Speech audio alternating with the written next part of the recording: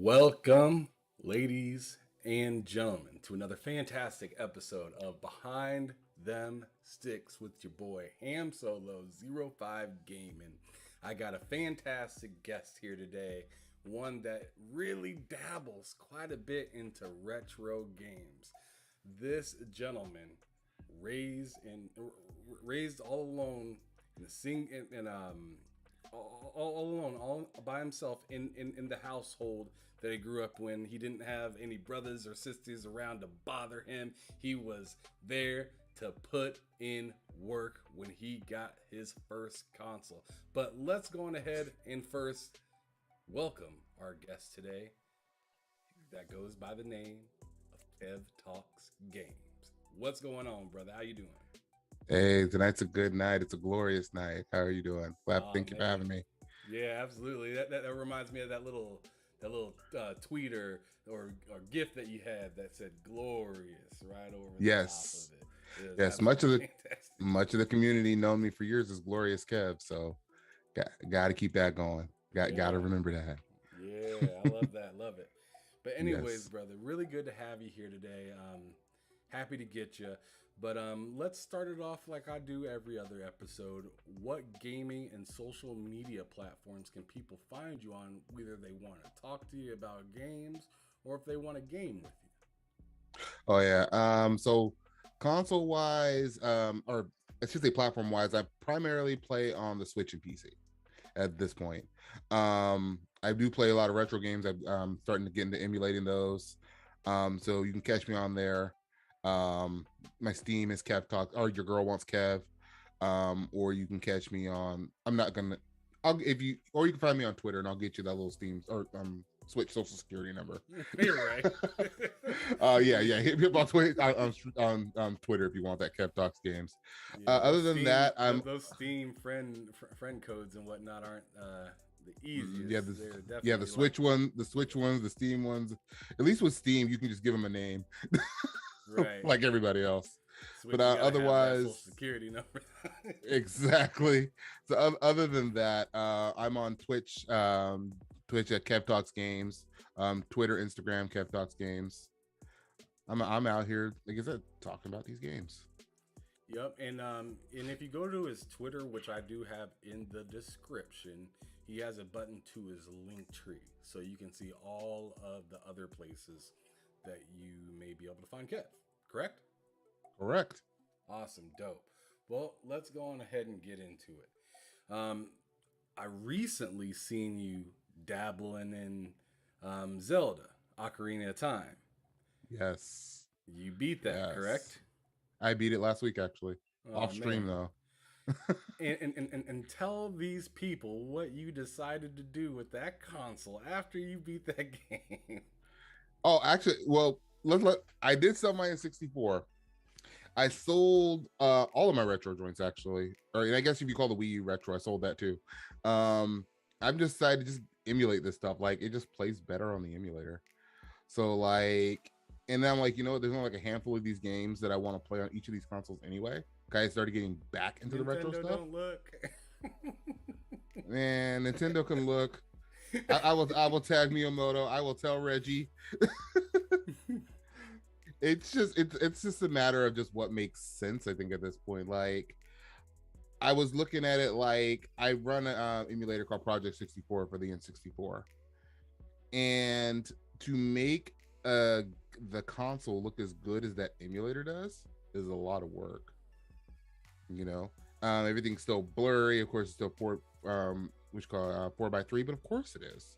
It's a game from 1998. I was playing Ocarina of Time. Right.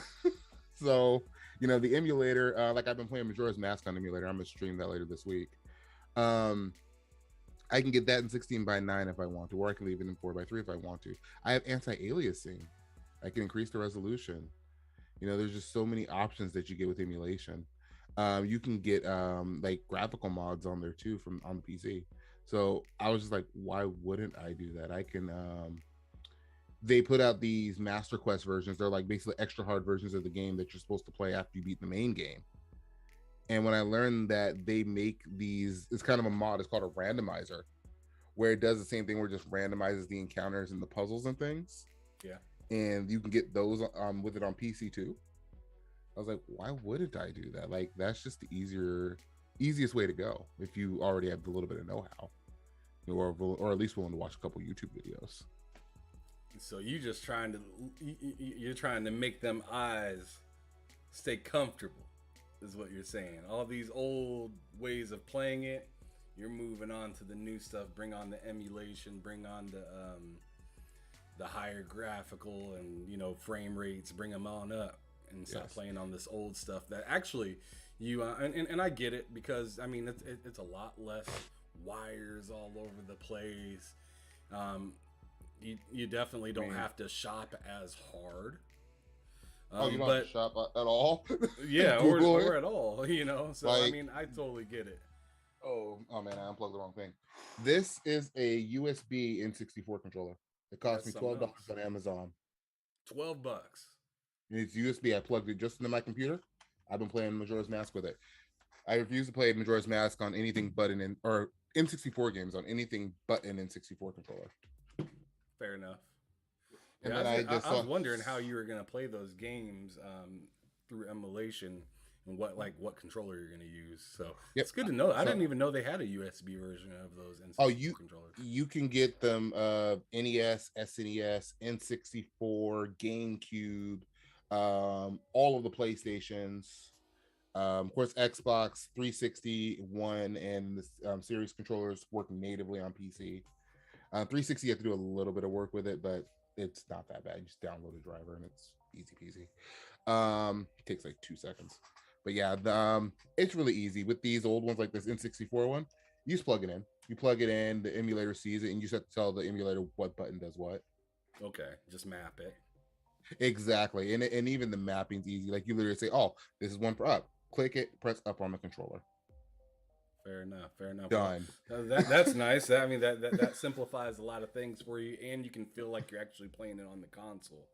Exactly. And get 60 frames a second. Better. Yeah, I was going to say, but everything looks a lot better. But anyways, I want to go on ahead and throw a quick shout out to the chat. Too Big, here first as usual, saying let's go. Sensei 808, good to see you here, brother.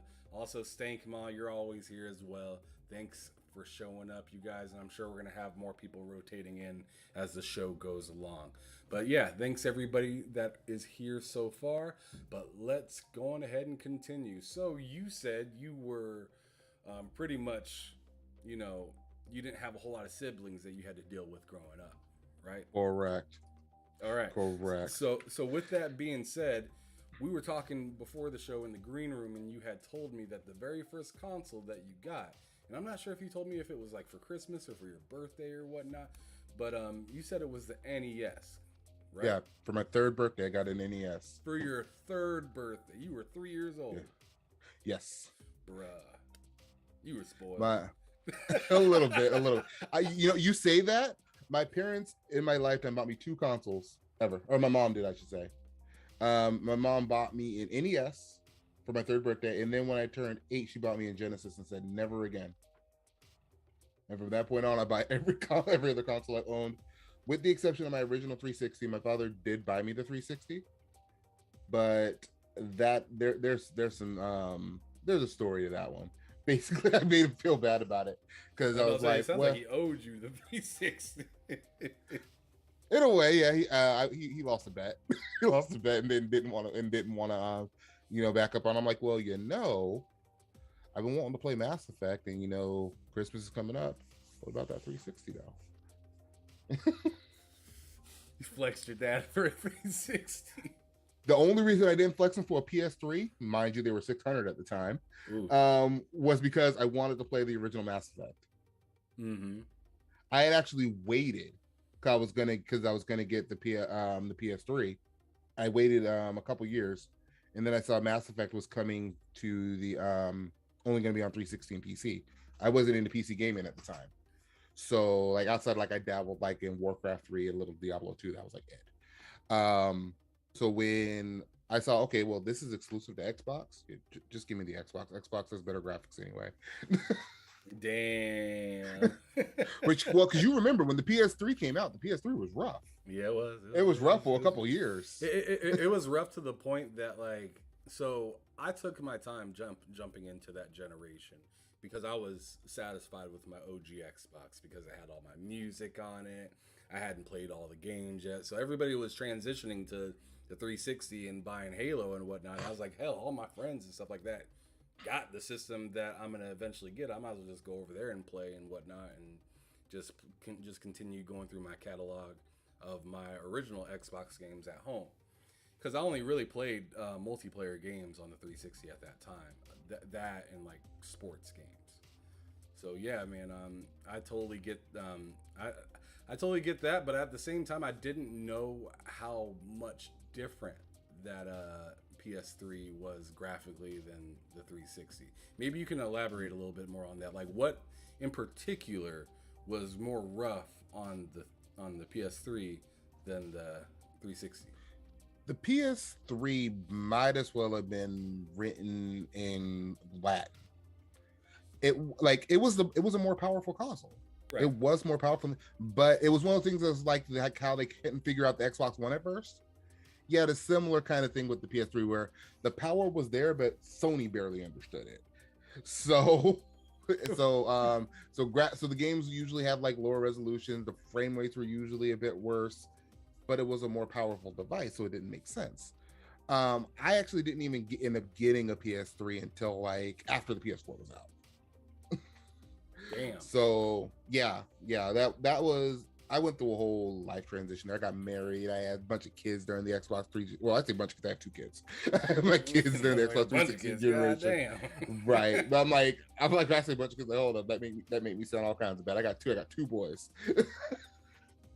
But so I was going through that transition, you know, from being a bachelor to being a dad and a husband. So I wasn't spending like all my extra money on games and consoles like I did before. And I even say that, like, I missed the original Xbox too. Like, I had a PS2 and a Dreamcast, which I see in the back corner. I love that. I still have my Dreamcast too, actually. So you know, so when I was mostly playing that. I still had an N64 at the time too. So I was kind of content. I just never really thought about the OG Xbox. I didn't play first-person shooters at the time, so I skipped on that too. So by the time the PlayStation 3 came around, it was like, for me, it was kind of like how people thought with the PlayStation 5 all was a foregone conclusion. I'm gonna go from the 4 to the 5. I was like that from the 2 to the 3. It's just I had a family, so and I'm like $600 on a console. My wife's making a big deal about this $300 on a console. Hey, Pop, what's up? Right. Got him. Exactly. So hey, gotta do what you gotta do, right? Absolutely. So let's go a little bit back before we go up to the PS3. So after you got your NES, I'm guessing you said the Genesis was next. Is that right? Yep, I got the Genesis. And then I went from the Genesis to the PS1 and N64. That's the first generation. I had 2 consoles. I caught the N64 on a lick. I played basketball in high school. I won it in a one-on-one. Wow. Somebody really was putting their pink slip out for their 64 over a basketball game? He insisted that he could beat me, and I beat him about 5-6 times in a row. Okay, but like, what were you gonna lose if you lost? I didn't lose a single game. but I'm sure there was a bet. Like, there couldn't have been like, my 64 is on the line, but you ain't got nothing on the line. Well, at first it was just a $20 bet. It was like, $20. He just kept upping the ante. I was like, I took my wing and my money, whatever. Like, well, I'll double it. By the time we got to about $200, I'm like, just give me the 64, dude. Like, double or nothing. Okay. And that's how I ended up at a 64. But I was only ever going to end up paying $20. At the same time, I knew I wasn't going to lose. I mean, I had known this guy for a minute. He wasn't very good. He was inflated confidence. The guy that's okay in gym class, but you take him on the court and he can't play. He was one of them. Oh man, that's something that's something I wouldn't put on the line, bro. I don't know why he did it. I ain't trying to lose my entire console over a pickup game, bro. That's Right. That's a little much. That is a little much. He said, "No, I'm happy I kept my $200." Like, okay. Sure. You also lost $200 or something. You know what I'm saying? Like, whatever. And anyways. So moving on from the 360, what did you hit up? The PlayStation 2 at that point? Yeah, I had a Dreamcast and the PS2, and I had access to a GameCube because my girlfriend had a GameCube at the time. So I would play on her GameCube once in a blue moon, but it was primarily for me the PS2, and then the occasional game on the Dreamcast here and there. And then I kept the PS2 through the 360 generation, and I still have the Dreamcast. Though it's not hooked up. It's actually sitting in my closet. I haven't touched it probably in about 10 years. So I was all about that. Basically, the 360 generation was all Mass Effect and Dragon Age to me. Mass Effect, Dragon Age, and 2K. And the Batman games. Can't think of much else I played. I played the remake of Turtles in Time with my kids. I had to do once they were old enough to start playing some games. I plopped them right in there. Yep, nope, we playing Turtles in Time. Yeah, there you go. Let's go. Yeah, I've been trying to put my daughter on a lot of older stuff first so she can kind of appreciate and get kind of the handles for that. Because I figure once you kind of got the handles for the older stuff, it makes it a lot easier to jump to the newer stuff. I thought that, and then a few years, my kids were like 3 and 7. I bought a Genesis and a SNES, thinking, I'm going to do the same thing, right? They struggled through Super Mario World, Donkey Kong Country, Power Rangers. I eventually got my eldest a Wii. They played that. They had fun with that because they couldn't handle these old hard games, as they called them.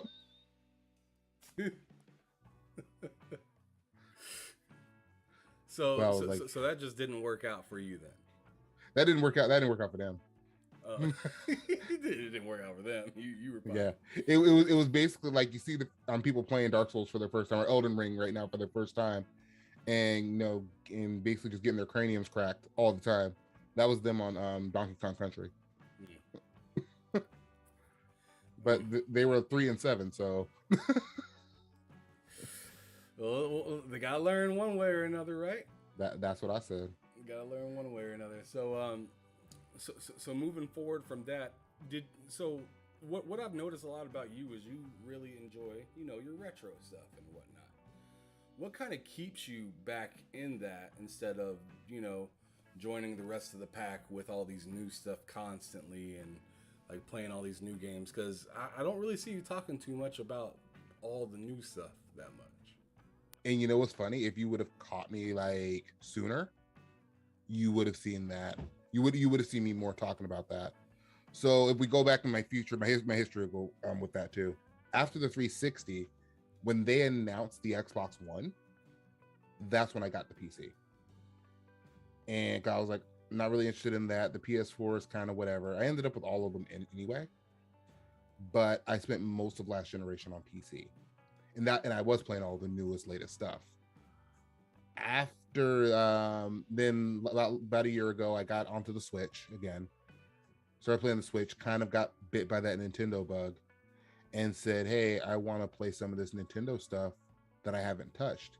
Because my last Nintendo console that I got was really into was the N64. Okay. So and it was like so I was like playing like Pokemon Sword and Shield, and I played the Mario on the Switch. I played some Arceus. I loved Metroid Dread, my first Metroid. I loved it. And so I'm like, and then I finally beat Breath of the Wild at the beginning of this year. So let me go back and hit up some of these other Zelda games. Let me hit up some of these Mario games, just the stuff that I just missed. Especially 3D Mario, because like I've never beaten Mario 64. Okay. I've never touched Mario 64 until the collection came to the Switch, and I had it in 64. I've never played it. I don't know how you do that. How do you miss that whole game? I was playing because keep in mind when the N64 was out, I was in high school. I was playing the wrestling games, especially the WCW stuff. I was playing Ocarina of Time, though I didn't beat it. I'm realizing through this recent playthrough I didn't remember much of it. So to the point where I don't think I beat it, because I'm like, this looks new as I got toward the end of the game. But I remember that's where I spent a lot of time, and I was jumping back and forth between that and PS1, because like that generation I played a ton of Resident Evil. The first three Resident Evil games, played a ton of them, especially Resident Evil 2. That was my jam. So this started like I said last year, where I got into Nintendo. I just started playing them, and I just started, let me just go back and just start playing these. So like what you see with a lot of like where people are like, oh yeah, he's really just into the retro games. I'm just into games. It's just, especially because right now it's so dry. Like everybody's basically playing Elden Ring, which I'm fair enough.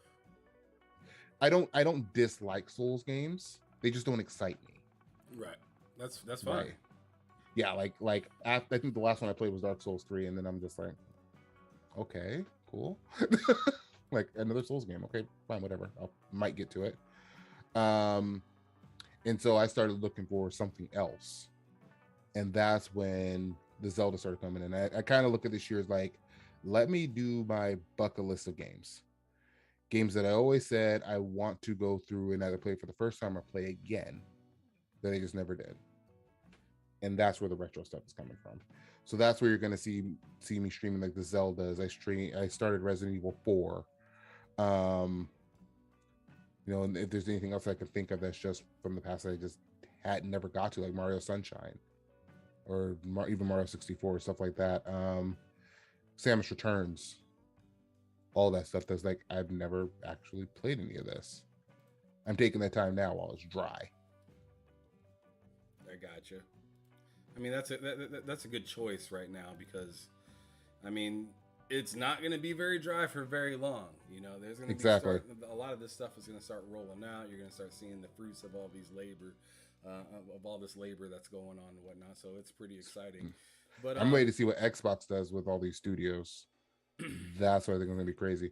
Because right now, the only people putting out games right now are not about to say PlayStation. PlayStation doesn't put out a lot interesting for me on the PS5 outside of Ratchet and Clank. But Nintendo, like they're rolling like nothing stopped. But I think that's because they're like your 5 or 6 on the console. They should be rolling. Right. Those are the facts, brother. All right, so I'm sorry I got to do this real quick, but we need to transition over to Discord, because some reason my Zoom is just going nuts right now. That's right. So you guys in the chat, I appreciate you guys for being here. Just hold for just like literally 2 minutes. I'm gonna shove this call over to Zoom, or not Zoom, but to Discord, because my Zoom just isn't acting up correctly. So we'll be right back. Kev, I'm gonna drop that. I'm gonna drop that link in the in your DM. Okay. Okay. Sounds good. So just 1 second, you guys. Okay.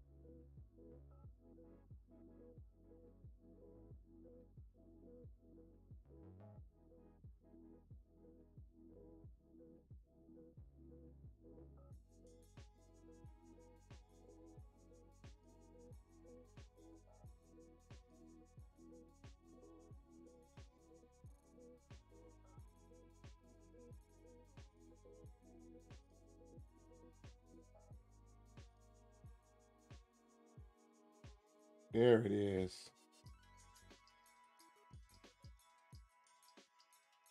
We good?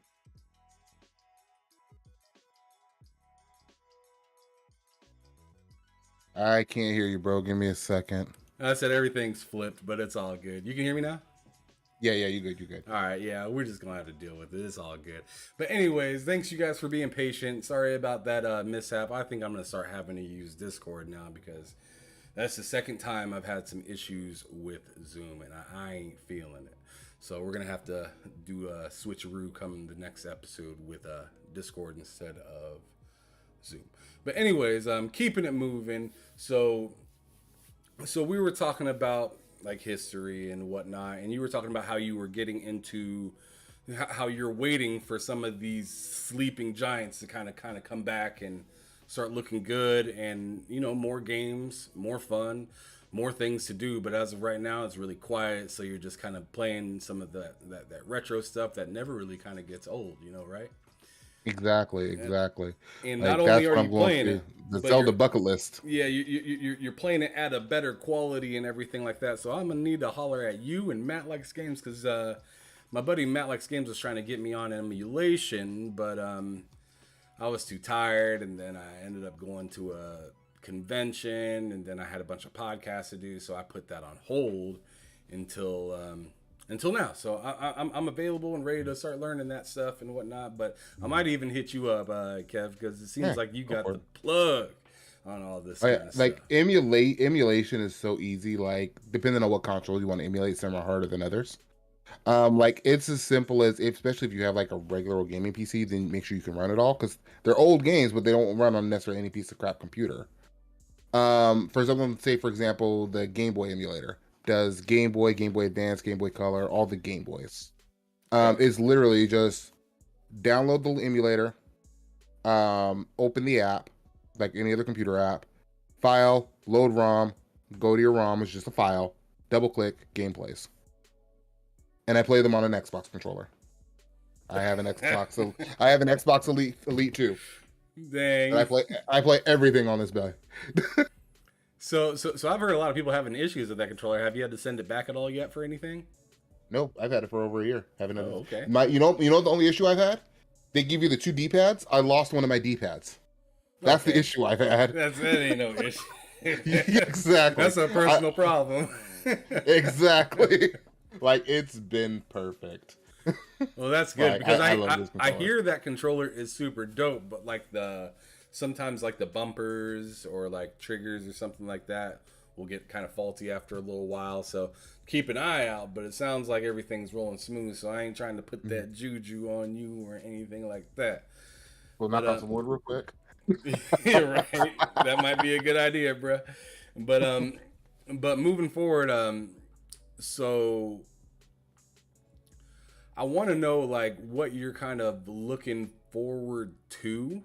Like, is there a specific game that you're looking at right now that you're like, when that comes out, I'm done. I'm done playing these retro games for right now. I'm putting all my time into this. Breath of the Wild 2 when it comes out. Gear 6 when it comes out. I am a Gears head. I was playing right before we came on. I was playing Halo Infinite. I played the new update to Halo Infinite. Okay. I played a couple of rounds of that battle royale. The battle royale is kind of dope. It's basically just free for all, right? And it's in a regular free for all size stage, but you get 4 lives. You still have the shrinking deal like it's a battle royale, but then they also have the rotating guns like gun game. Like you get 2 kills, and then you can choose to level up your gun, and they'll give you a different gun. Mm-hmm. So that's really that's dope. Like everybody says, it's just a battle royale. No, it's not just a battle royale. I personally don't like battle royale. Me neither. Personally, like that is not my genre. But I really I'm liking what I've played of this so far. Well, that's good. I mean, that's a dub, right?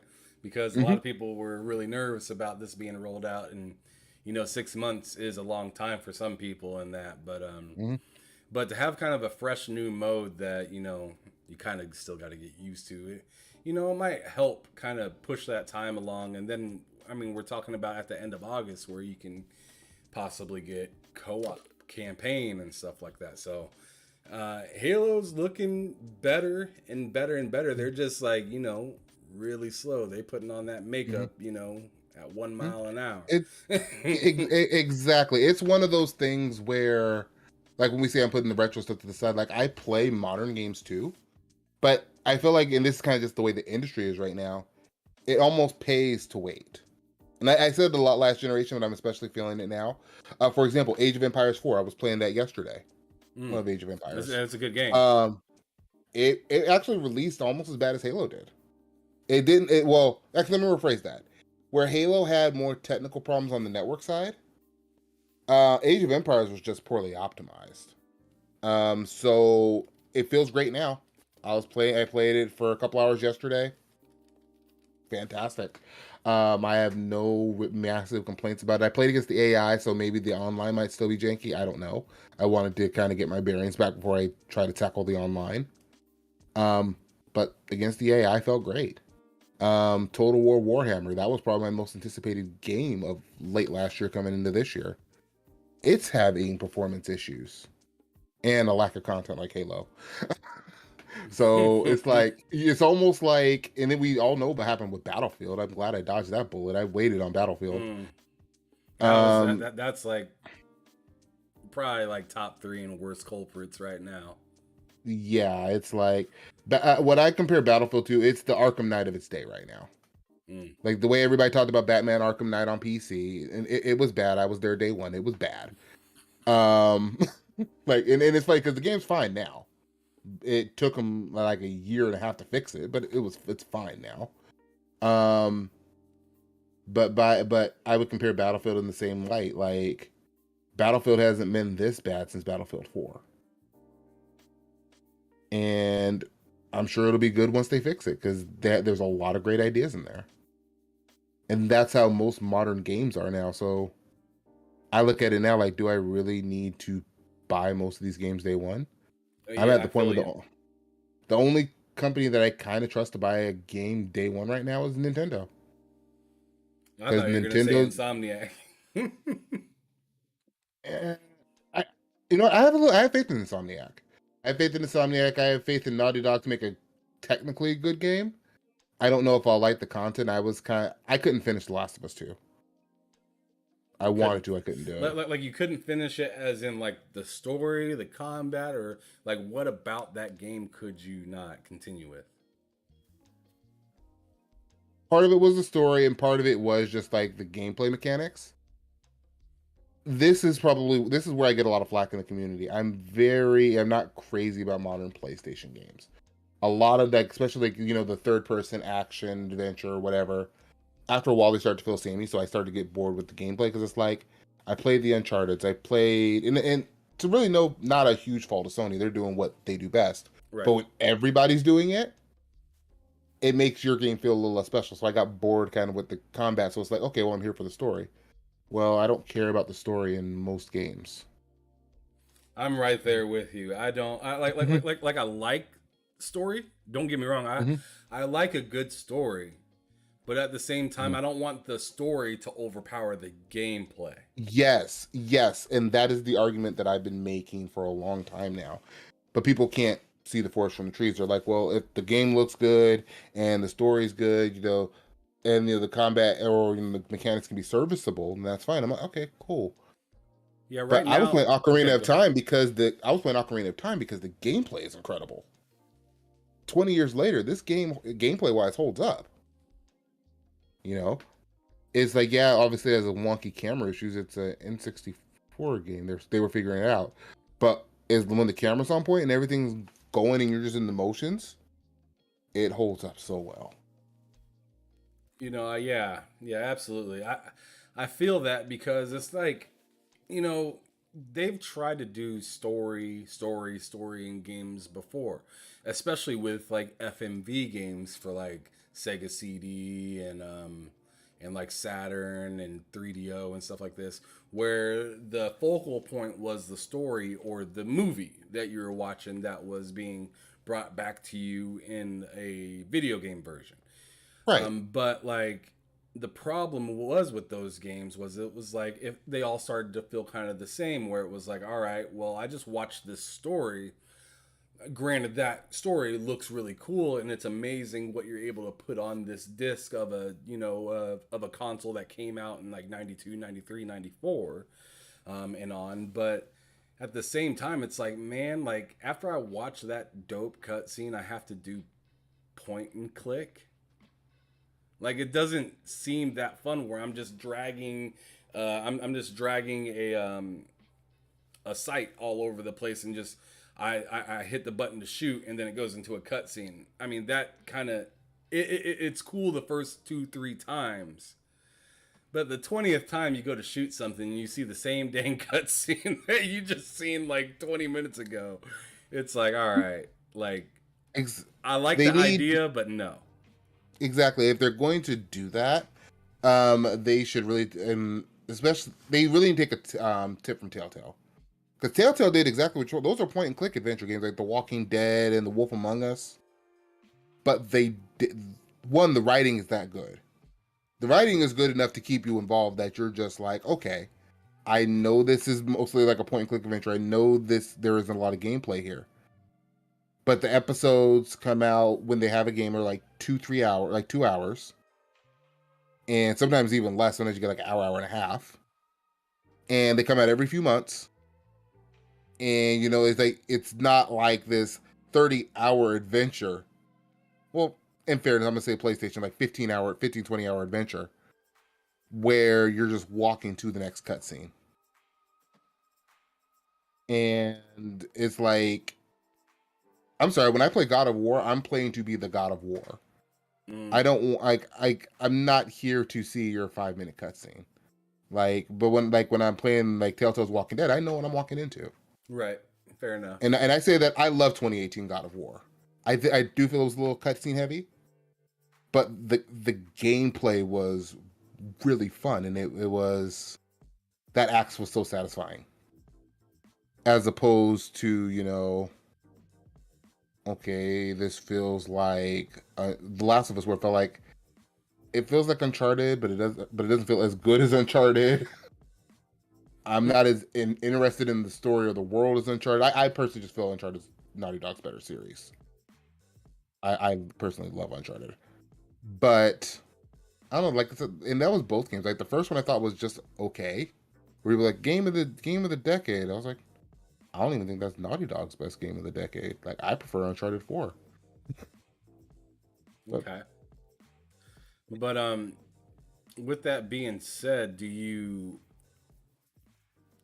are you looking to play, like they're doing this whole remake of The Last of Us, the original one? Do you plan on going back through that one at all, with it being all prettied up and everything? I mean, I'm gonna give you my take real quick, but like I personally didn't have any problem with the first one. I thought it looked great. I played it on my PS5. I didn't play it before that at all.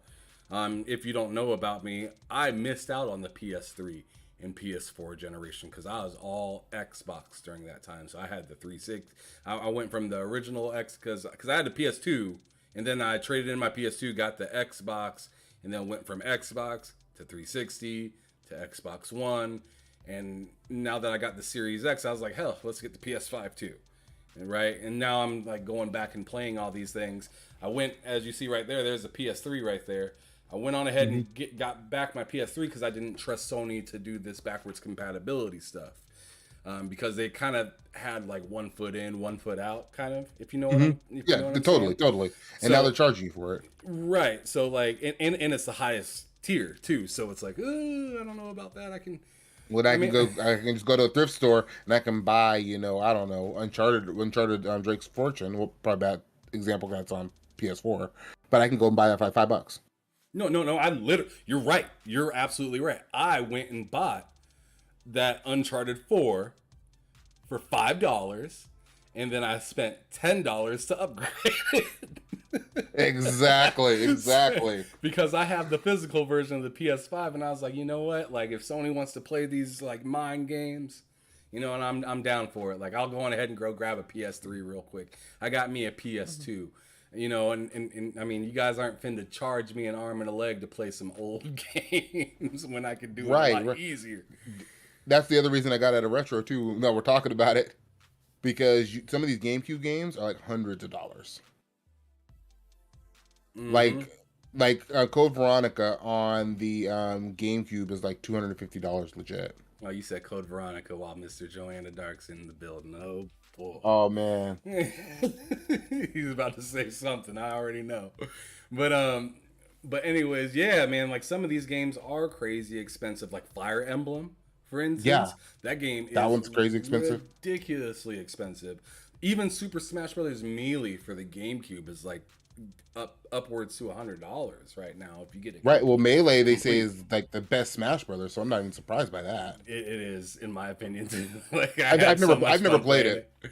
I've never played it. Actually, Ultimate's my first Smash. So Wow, man, you were really taking. I'm sorry if this sounds messed up, but you were taking some L's during during the 64 generation, bro. You missed out on like I said, Mario. Did you even play Mario Kart? I did play Mario Kart. Diddy Kong Racing? I didn't like Diddy Kong Racing back then. Oh, okay, that's I tried fair. it. I At tried least it you again tried it. more recently, but I'm tried again more recently. I'd still prefer Mario Kart. Mm. But yeah, no, for me it was like I was in high school. I had two consoles. My parents weren't supporting my hobby, so I had to make a choice. And usually, if like okay, I usually got the must-have games, must-have exclusives on my N64. But since all the multiplats were cheaper on PS1, that's where I got them. So it was like when Smash came out, I thought it was kind of silly. I'm like, why do I want a Mario fighting game? I'll just go get Mortal Kombat, and that was my attitude toward it. Oh man, You slipping. know, Mhm. Even with Mario Kart, I got it off of that bet when I got my N64. It came with it because I was knees deep in Gran Turismo. Oh, Gran Turismo is so good though. Which Right, one Gran was it? Turismo. One, two, three? I had both one and two. Okay, two is the goat to me. A lot of people love 3A spec. I kind of stopped after two because I ended up getting into Sega GT after Gran Turismo 2. After Gran Turismo 2, I really got into Need for Speed for a little bit, and then I Ooh, got you're in, and then I right.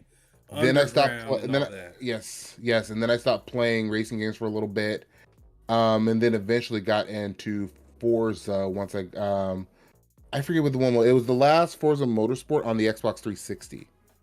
I played that one, and then that I played a little bit of that one at my brother-in-law's house. That made me get into the Forza Motorsport 5. Which I had skipped 6. I had loved 5. I played a little bit of 7, and when I got my hands on Horizon 3, like I have 4, I've played some of 5, but Forza Horizon 3, that's the one. It seems like that one's the most popular one from the friends that I have and whatnot that play Forza. They all clamor over Horizon 3.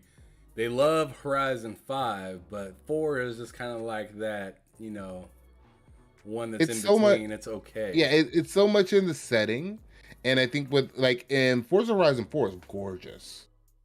It's just the setting wasn't as interesting It's as dull. Australia. Yeah, and they need to do Tokyo. People have been screaming for Tokyo. Hell, since 3 came out, people are like go do Tokyo. They won't do Tokyo. I'll give them a pass on 5 because of COVID, but go do Tokyo. 5 looks amazing, though. I'm not A even going to 5 is lie. gorgeous. I've 5 is really gorgeous. enjoyed It's a playing great that. and it's a great location. It's a great location. I need to go back and play more of it actually, because I played it basically until Infinite came out. Okay. And then once Infinite came out, I was battling that, and I was battling with Age of Empires before I just said, whatever. Yeah, and then eventually I just said, I'm tired of fighting these broken games, and started going through my backlog and playing other stuff. Yeah, I got caught chasing games this like Yes. past, I want to say like 6-7 months, and I'm getting Mhm. kind of sick of it because I'll either chase a game and then it's like buggy or broken or just not working the best that I want, or B, I get the game without even putting very much research into it, and then I'll end up dropping like $70 on something I don't like. So like That right, it pays to wait. yeah. So I feel like I'm gonna start kind of taking your stance with some of these games, and just like, I'm gonna let Game Pass do its thing. Show me some of these games, because half the time I end up buying these games, they end up on Game Pass like 3 months, 4 months, 5 months later, or something like that. Like Hmm. Guardians of the Galaxy, I bought that when it went on sale in November, at the end of November, like during the Black Friday sale, and then come first quarter, tying up the first quarter of the year, it comes to Game Pass. And I'm not saying that I'm sad that I bought the game. I'm happy I bought the game. I got to beat it, before everybody else that's playing it on Game Pass did, and enjoy it and whatnot. But like at the same time, I'm like, man, if I would I'd have rather kept just that been money. patient, if I would have just been patient, I could have put that towards maybe something that I know I want, instead of just buying it because It everyone's was playing it hot. and it looks good. Yeah. Mhm. Yep, and that's kind of where I'm at. Where I think it's like I got tired of playing broken games. I wanted to disassociate myself with all of the console war nonsense. That like you can't even talk about Xbox and PlayStation on Twitter at this point without somebody bringing up that nonsense. And it all boiled back to like, let me just play some games that I really that I just find interesting. That I've always said I'm gonna play it eventually. Right. Like we were talking about DMC. DMC's on that bucket list. Mm-hmm. Metroid's on that bucket list. I'm just I played the first three Resident Evils, but I never beat 4, 5, or 6, or 7 for that matter. So I'm gonna go back and do those. And I'm like, I'd rather play these games. They're dirt cheap. They're out there. It's not hard to find. And I know there's not, and if there's problems with them, I already know the problems. As opposed to going in blind unknown and getting a Battlefield 2042 situation. The Like, worst. Battlefield 2042 pisses me off. I didn't even buy the game and it pisses me off. What'd you play, like the free the 10-hour trial or something like that? I installed it to my PC and that's about as far as it got. I literally jumped into some friends' streams, watching the stream. I'm like, nah. Like I could probably re-up my Game Pass and get that because I let my Game Pass lapse over while I was playing Ocarina of Time. I could probably re-up it and do the demo then because like I'm hearing it's better now. But it's like at this point, it's like, well, I'm playing Majora's Mask and I want to play Wind Waker and Twilight Princess and I want to go through these Metroid games and finish Resident Evil 4.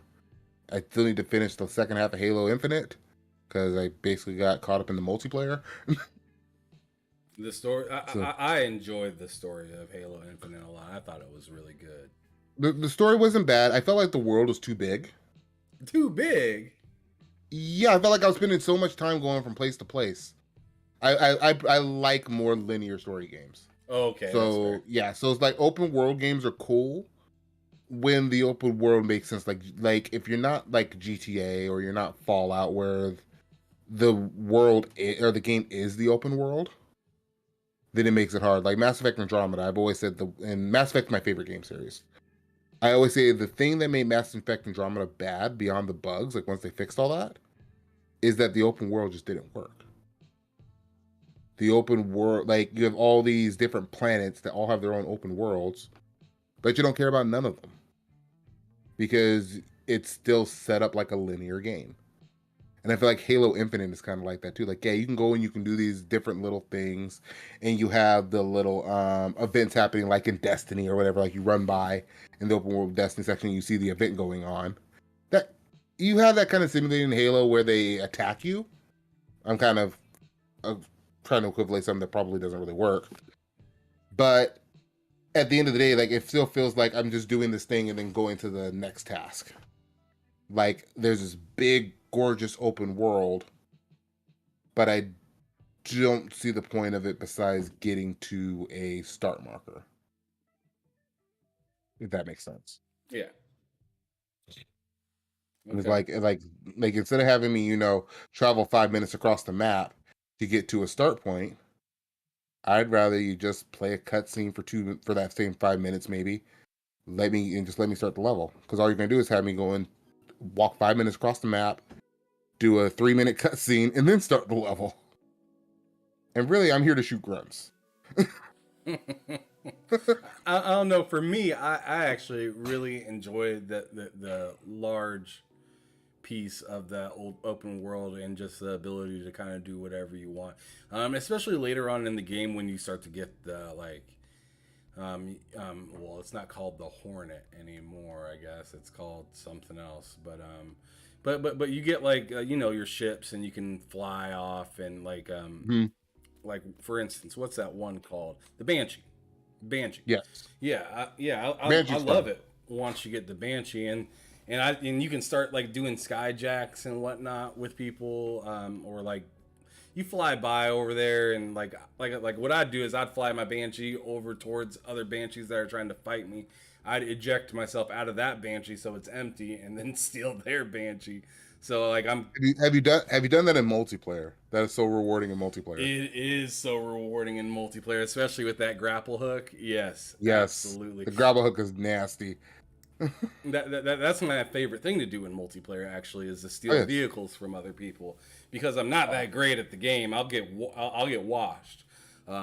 Playing if I'm trying to take it too serious, I'll get my butt beat.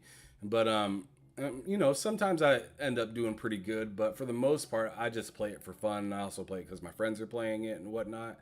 But my main objective in Halo games is driving. I love to drive in the Halo Oh, so games. I you're a love, BTB guy. yeah, I like big team battle. Man, back in the day, you could have caught me on Sand Trap any day on Halo 3, big time. I loved all the different vehicles. Hell, I was driving that massive, big old like gunner, like Big ass tank. it was like a ship almost, and you The could ship on wheels, yeah. yeah, it like went like 5 miles an hour. It felt like, but I used Hmm. to drive that in the center of the map and just make it hard for people to transition from one area to another. And then after I left that there, because I'd of course die after a while, I'd end up hopping in like tanks and stuff like that and trying to get people trapped in the center of the map and stuff like that.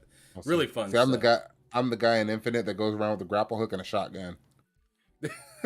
So you just trying to I'm disrespect grapple. everybody.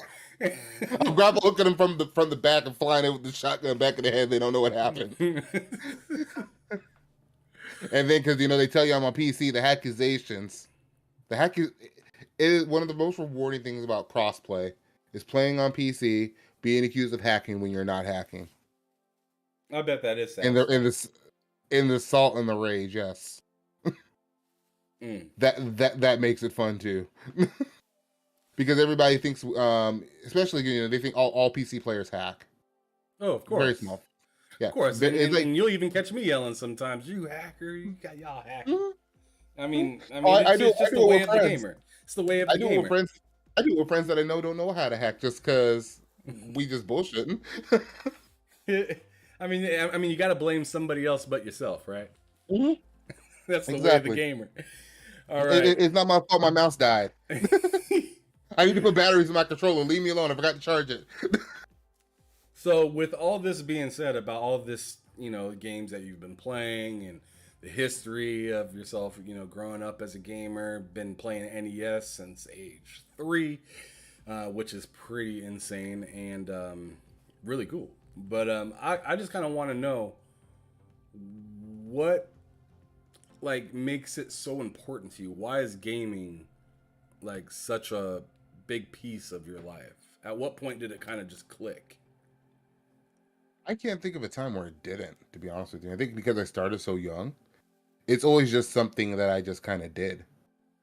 Even when I wasn't good at it, it's like, and it's not like I'm not like where these guys, that like only play video games. Like at least not as a kid. Like I was in the basketball, I was into track, I was a drummer in the school band, choir kid, all that stuff. But I don't know, games were just something different. I saw it as just a better media storytelling. Or what I start telling people after I turn 30 and I'm still playing games, I can watch Batman or I can be Batman. Mm. I'd rather, and people understood that, like, well, anytime you get the chance to be Batman, be Batman. I'm like, and that's what video games are to me. You essentially get to be in like, and I think that's how you compare it to people that don't play games. Like, well, it's like a 30-hour movie where you're a part of the movie. And when you tell them something like that, like, that's crazy. Like, yeah, so you can be in like this big, explosive Michael Bay Transformers type of movie, but you're Optimus Prime. How is that not cool? And when you explain it to people like that, a lot of them like, some people are gonna be like, yeah, but you're a grown ass man. These are for kids or whatever. And I'm like, have you seen The Witcher 3? Geralt gets a lot of ladies. Like, and they don't hide anything. Like, I don't want, like, and my kids are teenagers, and I don't want them playing The Witcher. Like, too much nudity. X-rated. X-rated. Like, ladies like throwing it all at Geralt. There it is. So I kind of want to know, because you said, gaming's kind of always been part of you, but one thing that hasn't always been part of you is content creating. And I want you to elaborate, like, what made you kind of get into making content and kind of sharing your love and passion for gaming with other people. Was it like something that you just kind of stumbled upon, or is it something that was kind of planned and you just finally, have all the tools set in place and you can do it? When a moment ago I mentioned I was a band kid and I was in the choir, and I did that all through middle school, elementary, high school. When I graduated high school, I still wanted to be a part of like the music stuff. And this is like early 2000s. I started making beats on my computer, just hip hop beats with whatever I could find.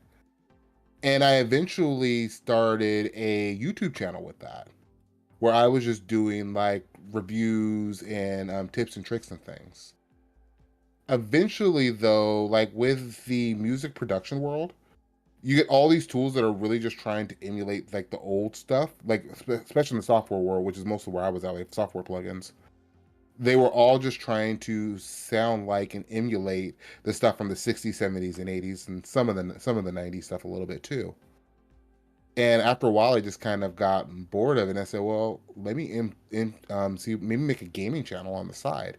I was watching. I was really into Mass Effect 3 at the time, the multiplayer specifically, and I started watching a couple of guys, Invader One, and Jumpin' Productions.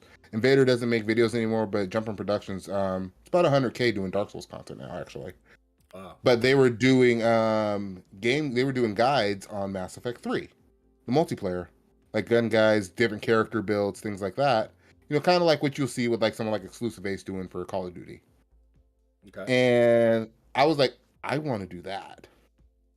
But then I was also watching then that got me watching other gaming stuff. So I started watching like Review Tech, and actually, he had this video that actually kind of solidified, yes, I'm going to jump into PC too. And I was like, I liked what he was doing at the time too. Again, this is like 2012, 2013. And so I said, let me try it. 2014, 2015, I started making YouTube videos. And then eventually I say, this conversation that we're having about games on the YouTube videos, especially at the time, is circular. It's circular, and I saw where it was going, and I didn't like it. Let me focus on the gameplay. I transitioned to Twitch. And that's kind of the story there. And then Twitch has been kind of an off again, on again thing with just life. Right. Life starts and stops it. So I was like, okay, I'll stream on Twitch. I enjoy it. I understand what I'm doing a little more now. Whereas before, I might go live for like 45 minutes. I'm like, that ain't gonna do nothing. That was a waste. That was kind of a waste of bandwidth. But I'm figuring it out, and I'm loving it. I enjoy making the content creation. I enjoy interacting with the community. That's what's fun. It's almost like, well, I mean, heck, we've been locked in at home for the last 2 years. We've done watch parties, like movie watch parties over there with friends and family. I see Twitch kind of in the same kind of regard. We're doing watch parties. We're experiencing that game together. I don't know how many Twitch streams you watch. Like I've watched Twitch streams just to see, hey, is this a game I might like, and then get into the personality. That's interesting. I mean, I mostly just watch Twitch streams, like, seeing what people are all about, especially with me doing this show and whatnot. I want to get a good feel, a good idea of what this person is, or what they like. And sometimes I'll just catch myself just chilling and watching somebody stream that of somebody that I've known for a little while, just see how they're doing. I like to support the most and best that I can. And I am only one person, so like I'll show up on one person's stream and then go to another person's and another person's and another person's, and then finally like make my round back to somebody else, or Mm-hmm. back to the original person that I started watching. So I like to share the wealth a little bit, but I mostly do it out of support of my friends and people within the community, because I know how much it means to them to have those that watch time up, and have something cooking in the chat and stuff like that. Yes. And sometimes I just be hopping in people's chat and just saying goofy stuff, just to Hey, kind of man. get them cracking up, or just to kind of bug them. Mhm. Oh no, hey, that's fine, especially on like a platform like YouTube where watch time is so important Mm, and engagement is so important. On Twitch it's not as important. Viewers are important. It's how many people you have physically there is what's important on Twitch.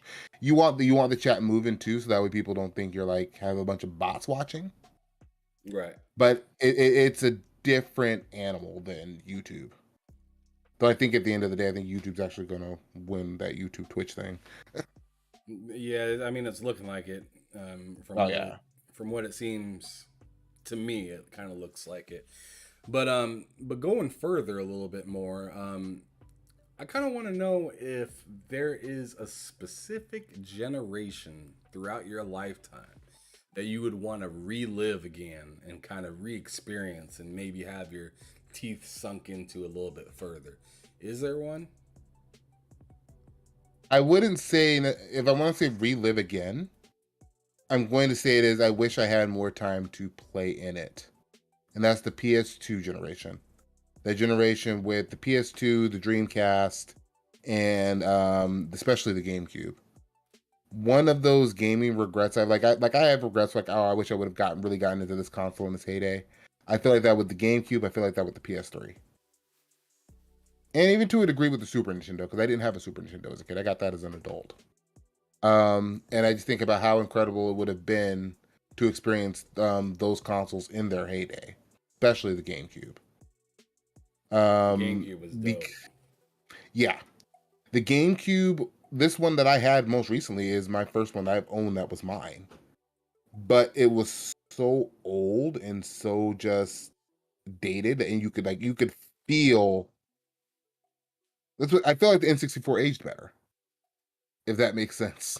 No, it Like, did, but it's all. yeah, I feel like But that thing is like a fresh Super Nintendo, which is like an indestructible machine, where it feels like you can just kind of like the cartridges can go through hell, and you can survive 12 moves with this 64. Like it was just tough. It was right, tough, and you can trust it. like yeah, I feel like we're gonna be all gone, and when future civilizations come back, they're gonna still find Super Nintendo games, Mm. and they're going to play A Link Between Worlds or A Link to the Past, excuse me, and they're going to love it. Like that's how indestructible Super Nintendos are. I mean, Like, they're tough. and yeah, and on top of this, like of all of the generations of consoles, I feel like nothing has aged as well as the Super Nintendo. The Super Nintendo, not the 64. The Super Nintendo, I feel like aged the best. The problem with the 64 is the games look terrible. Like I won't front on that. They play very well if you can get past the camera, but they look terrible. Super Nintendo games still look really good because it's all side-scrolling pixel art.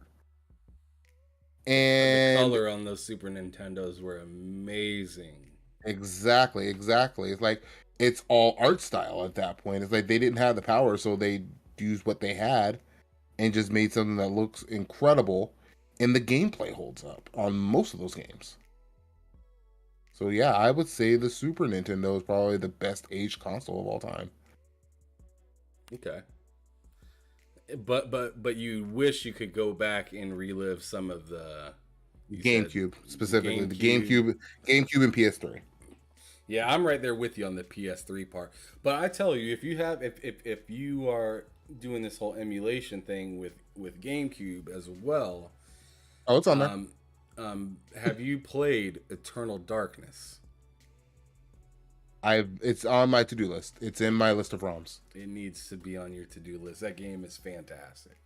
hmm It's like, yeah, I have a bunch of, because you have Dolphin, which is the emulator for the GameCube and the Wii. Okay. And I just have, that's one of the games in there. I have a nice little list of them that I'm gonna go through one by one. Not necessarily all like right now, but I'm gonna get through them. Yeah, I feel that. So we've talked about a console generation that you want that you would maybe want to relive, but I'm wondering. I want you to go a little bit more broader on this question because I'm looking for a moment, not a generation per se of consoles. Um, I want you to tell me like a most memorable moment that you've ever had. Maybe even a few if you got some, but within gaming. So that could mean like, going to events or, having the homies over for a night, eating pizza and playing a bunch of games until your eyes felt like they were gonna, fold on you, or just some sort of awesome moment. Please let everybody know what you got. I would say probably like my first OMG moment in games, and it's not like a specific. I guess it's kind of specific, but not really. The first time I experienced the liquors in Resident Evil 2, and the blew my hell. The first time I experienced Resident Evil, and it just blew my mind. Like it was, I couldn't imagine a game being a horror movie like that, but being in the game and being so good. It was cheesy as all whatever, but it was such an amazing experience. So that's definitely a standout. The first time those dogs jump in the little side windows and you were going through the Spencer Mansion in Resident Evil 1. Or when you see, I don't even remember what they're called, those big like lizard looking things at the toward the end of the game. And I remember I just coming out of the it was a closet room where it had a little typewriter there. And you come out, and the first time you see it, you're like, oh shh. And without even realizing, I remember this is like 13-year-old me about pissed myself the first time I saw one of those things. When I first experienced, this was me and the homies, in high school at this point, WrestleMania 2000. Let's I mean, go. yes, and I still prefer the WCW games, but that was the first time I had like all the homies. We stayed over. It was over Christmas break, and we basically spent just a week going back and forth in WrestleMania 2000. Let them know. Or yes, or the second SmackDown game on the PlayStation 1, where they finally let me use the 3D with the Dudley Boys. I Oh was trying to put yes. everyone through a table. Oh yes. And the crazy thing is you could do like 5 specials in a row, so you could just keep smashing them over and over and I over. loved Get it. your yeah, going ahead and get your aggression out. Just give them 5 quick rock bottoms and a people's elbow and call it a night. Oh yeah, that blew my mind too. Like the first time I could do the people's elbow in the game. Oh, because I remember I was Where he playing actually took the WWE band off too. where yeah, we actually did the whole animation. Because I was trying to do it in WWE Attitude that came out a year before that, and you couldn't really do it. Like you run off the rope and you could elbow drop him a little bit. You call that your little people's elbow. Half the time he got up because you didn't move in fast enough. Right. Versus this was an actual move, and I was like, yeah, this is what I needed. Yeah, I remember they tried to they did implement it in WrestleMania 2000, but it was like a pain in the butt, and like you had to like Hmm. time the time that you jumped over the body and everything. Hmm. Yeah, Like they SmackDown made got it that right. extra. They made that extra, but like in SmackDown, it was just like you hit L1 and he does Hmm. it. Well, it was The Rock's game. Remember, that was his catchphrase. I'm gonna lay it the smack it down. So they Yeah, gave him his show. They gave him his game, that was and a so of course they're fantastic. gonna get the people's elbow right. They had to, because Right. I was looking for it, especially when the animation where he actually took off that elbow pad, Yes. and yeah, they did it in a WrestleMania 2000, but it was implemented way better in SmackDown, and even No Yes. Mercy, even No Mercy had it better. Mm-hmm. Agreed. But Agreed. fantastic. Those are some pretty good moments. So now I'm kind of curious because you play a lot of different games. You play side scrollers. Are you big into turn based? Turn-based shooter like RPGs like Persona. Mm-hmm. Not super big into those. I do like did like Persona 5. I did the game was too damn long. But I liked what I played of it. I played some of Persona 4. I really like that too. Never got into Final Fantasy outside of 7. And I didn't even finish it on the PS1 I'm right there with because you for that. somebody broke my last disc. Ooh. I don't know who did it. I came home from school and I just saw a broken disc by the TV. I was livid. So, I mean, this might kind of, I mean, that answer might have answered this question, but I'm going to go ahead and ask it anyways. What genre of games are you just like not really feeling? It's not that I'm not feeling turn-based games or like JRPGs and stuff. I just don't play a lot of them. There's only so much time in a day, only so many games out there, and those are the ones that seem to fall through the cracks. Like I want to play Scarlet Nexus. That I game's still so want to play good. it. Everybody says it is. Tales of Arise. Everybody says it's good. I want to play those games, but I also have like 900 games on Steam. So I get it. The I Scarlet Nexus is the game, bro. I mean that I love that game. I'm on my third playthrough of that bro, game. it's on I sale like on it Steam heavy. right now, and I just kept having to talk myself out of not buying it. I'm like, man, I got too many games in my backlog. I better quit talking about it right now, bro, because you might make a decision. But Oh anyways, no, yeah, I love that game though. It's really good, a lot of fun, great story, and I'm waiting the for the summer story sale. the story is. I mean, if you said what you said earlier about stories and games and whatnot, that might be a part that kind of bothers you about that game I because appreciate it. I appreciate the story, but I don't want the gameplay to be overtaken by the story. it kind of can be because you have to like, for instance, you'll want to like do parts of the story, like do more interactions with your characters and like get to know them more because it's kind of like the more you get to know your characters, the higher their level goes up. Okay, so like Persona in a way, Mm. because Persona's kind of like that too. Yeah, it's just yeah. As long as you're like, because I've never played Persona, so I wouldn't know. But Okay, yeah. The more that you like, get gifts for the people that you're with, and just like conversate with them and do all these like random side things with them, the mhm. more, um, the higher the level of them. Yeah, no, no, Like they get I'm better. as long as the characters are interesting, I'm okay with that. I don't want. I never like when the story takes away from the gameplay. So, like for example, I say like I love the Mass Effect series. The series is known for excellent characters and story and an amazing world. But the reason I love Mass Effect, the combat is incredible. Like it's like I don't know how else to explain it. I love the combat in Mass Effect, all of them. So and it's like it's one of those things where it's like both are equally good, especially in 2 and 3 and in Andromeda. As much as people trash Mass Effect Andromeda, the mechanics in the game are probably the best in the series as far as the combat goes. So it's Okay. like if it's one of those things where the gameplay still holds its own, but it also has like a really good story that maybe might be a little more involved. I'm okay with that. All right. Well, I want to go back to that question because I'm not sure if I got an answer out of it. Is there a genre that you just don't Oh, really dabble with that much, or is just in last place compared to the other genres? probably more like traditional puzzle games. So something like a Peggle, I probably Okay. wouldn't fool with too much. Like the more casual puzzle games. But even then, I like Zelda, which is essentially a puzzle game. Right. It's a puzzle game with combat. But the dungeons are all puzzles. All right. Well, So that's a it pretty just straight depends. answer. That's a pretty straight answer. I think we kind of see where you're going with that one. But Hmm. out of last year, because I know you said that you're not just retro, you play, across the board.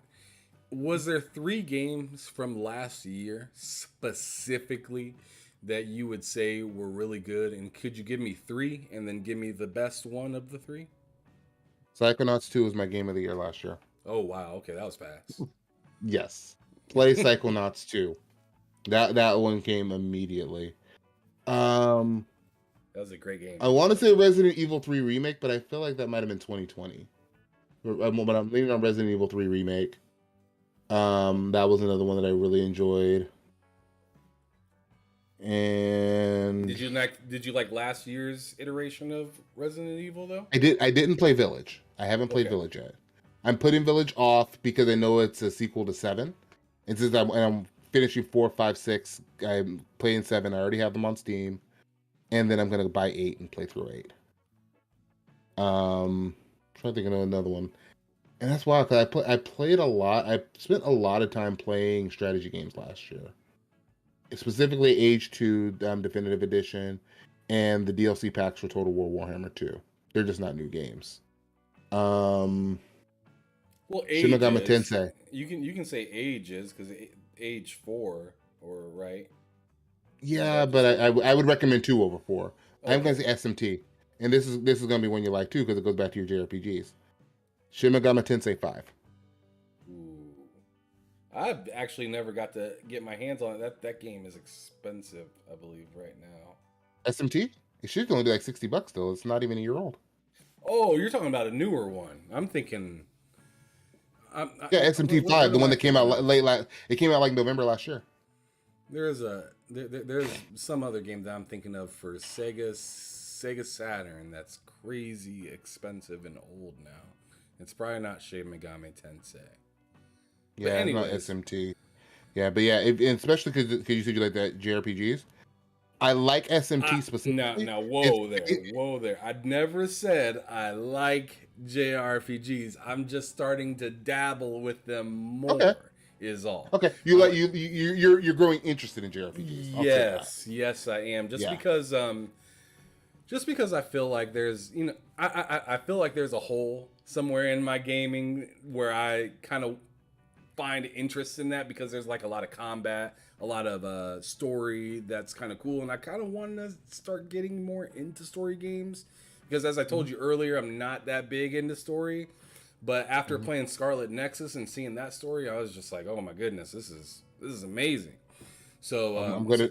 so yeah, now I'm dabbling a little bit more. Did Now you I'm play? Have you played the Bioshock series? mm-mm. I watched Play my Bioshock. buddy. I watched my buddy beat Infinite, which was pretty nuts. Infinite. Infinite is a good game, but it's a bad Bioshock game. It doesn't fit. It doesn't fit the mold. It's a good game like on its own, but if you play 1 and 2, you'll see why it's so different. I'm gonna recommend you grab the collection for Bioshock 1 and 2.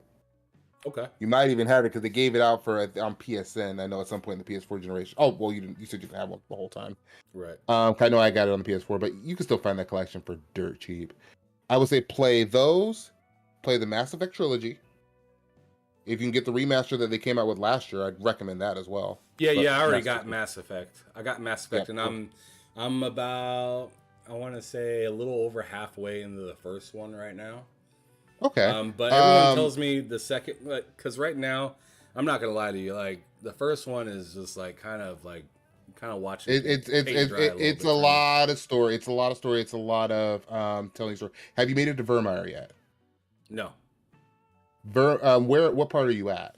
So the part, what was one of the last things I did? So, I know you have to go to Novaria where you have to yep, fight off those bugs. yep. You have to go I do the just got done over there. Like I'm like in an escape kind of spot right now, where okay. So you're almost done with that part. like I was driving down this road and there's all these like people trying to kill me and stuff like that, and then The bots in, you're jumping through the tanks and getting over to the yeah, overpass. yes, thank you. You're at the best part of that level. You're getting where it gets really good. So you have all that story element there, and yet that part isn't as fun. But once you get out of that secure area and you get into the tank, you go across there and you get to the other building, it's combat the rest of the way through there. Good. Yep. So that part that's the good part of the level. Did you fight the Thorian, the big plant? No. Oh wait. That one's really good. Wait. Is that in like the back room? Once you get from one side of the highway to the other, there's like a back room. There's like this plant thing. Yeah, you have the big plant thing, and you have the whole corporate espionage or the whole corporate corruption thing going on, Right. where they're trying to let the people. Yeah, that level's really good. Um, the other mission where you're chasing Serena, I don't think is that great. You just basically just do it to get Liara. Liara is an excellent character, but I don't think her recruitment mission's all that interesting. But yeah, once you do that, and once you get to Vermeer, everything goes from 0 to 100, and that's where all the story starts opening up. That's where it starts making sense. So yeah, you're a good way through it. Get through those first initial like 3 or 4 missions that they're having you do after you become a Spectre. Once you get through those, they'll tell you to go to Vermeer. Once you do Vermeer, everything picks up and just goes. Okay, so I'm getting close to Yep. some consistent action, because that's the thing that's throwing me off about that game. It's like I feel like I'm talking, and then I go to another place, fight a couple things, and then talk, and then go somewhere and talk some more, and then fight a couple things. And I'm just like, man, when am I gonna be like blown away? And keep in mind, dude, I played that game like I got about like I want to say like 8 hours of actually playing, but like 12 hours into that game is what it says logged. But I'm trying to like take away like start menu and stuff like that. So I'd say about 8 hours into that game, and I noticed after 8 hours that I could level up my character. So I was fighting everything underpowered, and I was like, I was getting so angry because I was like, dude, this is legit taking like a half hour to kill some of these things. Yes, it is a true RPG. The original Mass Effect is a true RPG. Yeah, I felt like an idiot. So everybody in the chat that's watching the show, yeah, I was playing a game and not leveling myself up and thinking that I was doing it right. I won't throw the Dean Takahashi memes at you. You know the Dean Takahashi reference where he played it, he reviewed it. This is the guy that was bad at Cuphead a few years ago. He played it, he reviewed it, he never leveled up his character and put out a whole full review. Ooh, like a professional. He's with he's at the place where Jeff Grubb works. I can't think of the name of the place. VentureBeat, or at least he was at the time. Yeah.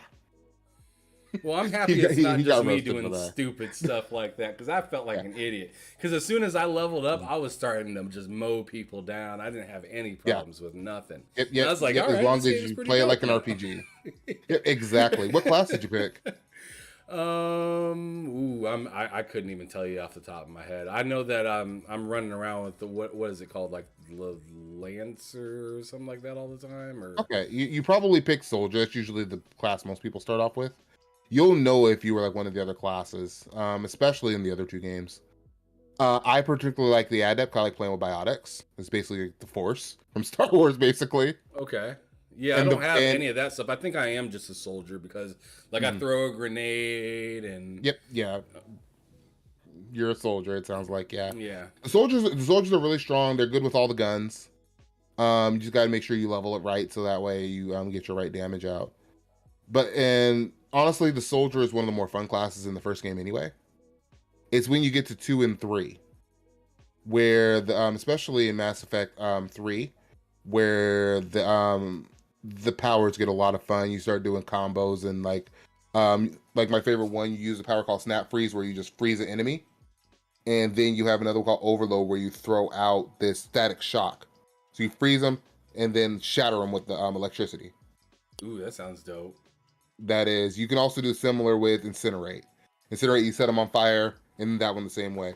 Biotics, you prime them with say warp, hit them with throw, and they just there's just this big explosion, and like knocks everyone on their ass. All right, so I'm also gonna keep it real with you on this end as well. I get lost in that game a lot. That's easy Is to that do. is that pretty normal? That's easy to do in the first one. Um, what I would say, especially when you're on the Citadel, what I would say, pay very close attention to your. Because remember, it's a game from 2007, Right. so keep that in mind too. Pay very close attention to your journal, Yep. and understand. I know the game like the back of my hand. I've beaten all the Mass Effects at least 10, 15 times. Golly. Like I no lie, when 360 came, that's what I played was Mass Effect basically over and over again. And because it has that level of replayability, like in the first game especially, the people would dudes would come at you differently depending on if you were male or female shepherd. Like Harkin, for example, the dude that got fired for drinking on the job earlier in the game. He flirts with female shepherd. He comes onto her, and she shuts him down. Where he doesn't do that with male shepherd. They get into the romance options, which there aren't very many in the first one. But then but then there's like certain ones that you do, and then you can get different story elements versus who you romance in the first game versus the second game if you're male or female. All right. Different stuff like that. So it adds to replayability, and then all the classes they play so differently too. Like you can go from being the soldier with all the guns versus being a vanguard, where you basically just rush people with biotic charge and then shotgun them in the face. That's their whole shtick. And while it sounds like cheese mode, it's actually one of the harder classes to play in the game, but it's one of the most fun because it's just an adrenaline rush the whole time. Man, it sounds like you could just talk about Mass Effect all day. Yes, I can. Like I'm sitting here thinking while you're talking about it. I'm like, man, I need to start playing this game stream. So like, if I get lost, I can just be like, yo, chat, what the hell's going on here? Mm-hmm. Like I need to start using my streams more or less like that sometimes, because usually whenever I stream a game, I'm playing a game that I've played already before. So like, I can feel comfortable on my stream just knowing that I'm finna just go in there and kick some ass. But I think it'd be a little bit more fun to maybe not know what I'm doing. You were there in my Ocarina stream time, I think, where I got stuck on that bridge. I couldn't remember where to go, and I had to shoot the bombs. Yeah. So I mean, chats are usually cool about that, especially if you're not taking forever on that one thing. Eventually, they'll be like, "Hey, this is just how you do it." If you're taking too long. But usually chats are cool about. They'll usually give you a chance to figure it out. Yeah, I need to start using that more to my advantage for sure. Mm-hmm. But moving on, this is kind of an interesting question. So you've played a lot of games, so I need to know, like, out of all of them, do you have a studio that you look out for when they're dropping something? So what I'm really asking you is, do you have a favorite studio, and if so, what's like the best game that represents that studio? It depends. Because every time I get really hyped up for a studio, I look at all their past work, they disappoint me. So I would generally say I love BioWare, but old BioWare, like Mass Effect, Dragon Age, early on Xbox 360 BioWare. Absolutely love them. Loved Telltale for a while. Would do anything, touch anything Telltale put out. I love the Creative Assembly. Those are the Total War guys. They also did Alien Isolation. Love those guys. I'm trying to think anyone else. I love Nintendo first party stuff. I'm starting to. Very much so, but it's also hard because half of them are they don't have names. They're just Nintendo. So I don't even know which team at Nintendo makes Zelda. I just know I like Zelda. And I know I like Metroid. Though I know they said Retro is making the next Metroid Prime. We'll see how that goes. Roundabout way of saying I don't know that I have one because there's I follow game series more so than studios. because like I'll have a studio like say Naughty Dog. I love Uncharted, but I think The Last of Us is just okay. So you, So so you would say which one? probably classic BioWare. Classic Bioware. Okay, yeah, yeah, and I'm looking for just like more of a time span of it, cause like if somebody were to ask me like what was like one of my favorite studio, I'd probably go with like Midway. It was a good one. Goes back in And, the and and 90s. and I mean they're not even around anymore, right? Mm-hmm. Mm-hmm. But like those Blitz games Oh were man, the NFL Blitz games pretty were dope. fire. Yeah, Yes, those they Blitz were. games were insanely fun. They also did a really good job with NBA Jam. Like they were really just good at the like feisty sports games, like NHL hits, NBA Jam, NFL Blitz. Like they Mm-hmm. like they got you intrigued, and they got many other people intrigued into sports Mm-hmm. that didn't even care or play sports. Yes, yes, exactly, I, exactly. we need something like that again, even though I know they don't want to do anything as graphic as like ruthless or anything as those games were back in the day. But they need to do something that's a little bit more arcadic, where it's like fun for everybody, instead Mm-hmm. of all these games kind of feeling the same year in year out simulation. Madden. Yeah, Madden, Mm-hmm. 2K is even up there. FIFA, really any sports games right now. I mean, even if you go back into the older history of like Madden and like FIFA and some of these older 2K games, like some of them had more features in the older versions than Oh they yeah. do now, especially The Madden. worst thing that ever happened to Madden was that exclusivity deal. Oh, Worst thing that ever facts, happened to Madden. But you facts. know what? A studio that I'm thinking of that as you asked me that question, and I don't know how to pronounce them. Datimu. They're doing the Ninja Turtles Shredder's Revenge. Okay. They did Streets of Rage 4, which what got my eye on them. They did a few Metal Slug games. They did a remaster of the Double Dragon trilogy, and they did the arcades. And I know they put them on PC. I don't know if they put them on consoles. But yeah, these guys, as I look at more and more of their work, I just get more and more excited. I love Streets of Rage 4. And I'm Streets of very Rage ready for this. 4 was fantastic. I beat that just a couple of weeks ago with a buddy, and like that game was really fun. It was Yes, I bought that game way too many times. way too many times. I played it on Game Pass initially. Then I think I bought it on Game Pass but forgot about it. Then I bought it on Steam. And then I bought it on my Switch because I want to see it on the OLED. My goodness. Wait a And I second. You beat it on bought it all for of them the too. Switch to see your Switch on an OLED? Does the No, no, Switch no. I, look better I have on the an Switch OLED? OLED. I have the Switch OLED. I have the Oh, Switch okay. OLED I model. thought you were talking about like an OLED TV. No, I have no. I have the Switch OLED, and I played it. I played it on there. It looks amazing on the Switch OLED. So I imagine it would look amazing on the on my if I put my PC on OLED TV too. But I haven't tried that. I don't own an OLED TV. All right, so I'm gonna give a quick shout out to some of these people in the chat that just came in a little while ago. We had Mr. Joanna Dark. He's been here for a little bit. Blind Giant, good to see you. Sensei 808. Think Moss says NBA Street Volume 2 fire. Absolutely. Yes, You're yes. 100% correct. I think that's the best version of NBA Street as well. I know that's like the most expensive version to be able to go buy, especially for GameCube right now. For some reason, GameCube games in particular are GameCube games are expensive. pricey. Yeah, they are. They are. Like it's just Oh, it's a little out of pocket, that's literally. when you go get Dolphin. That's why Dolphin exists. He's like, that's why I made the transition because I ain't finna pay those prices. Yeah. Oh, I wanted to get into Paper Mario. I've never played Paper Mario, and I looked at. They said the best one is Thousand Year Door on the GameCube, and that's like $150 to $200. No, sir. I'm like, or Google, I could Yeah, have it in about 2-3 minutes. yeah. You get that whole library from the GameCube, you probably could have bought a Tesla. couple of them maybe. All Oh right, man, cool. I'm looking at this Cyberpunk gameplay.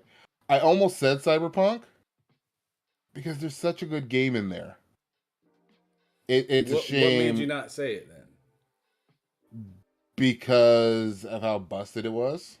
The way it rolled Like it out. just, yeah, it's like it really hurt my faith in them because I played The Witcher 3 at launch, and then after that I went and I played The Witcher 2, another incredible game in and of its own right. The Witcher 1 I tried to play it, but it plays like a game from 1999, like in a bad way. It did not age well. Um, hell, I don't know if you know the PC Master Race meme where that came from. It came from The Witcher 1 because they said it was too complicated. He said you need a whole manual just to understand how to get through the how to get through the inventory slots because PC gamers have this inflated ego or whatever. That I don't even remember the whole quote, but it basically came from the review of The Witcher 1. It Wow. was funny because it was true. So, getting back onto, or actually getting to a new question I'd like to ask you.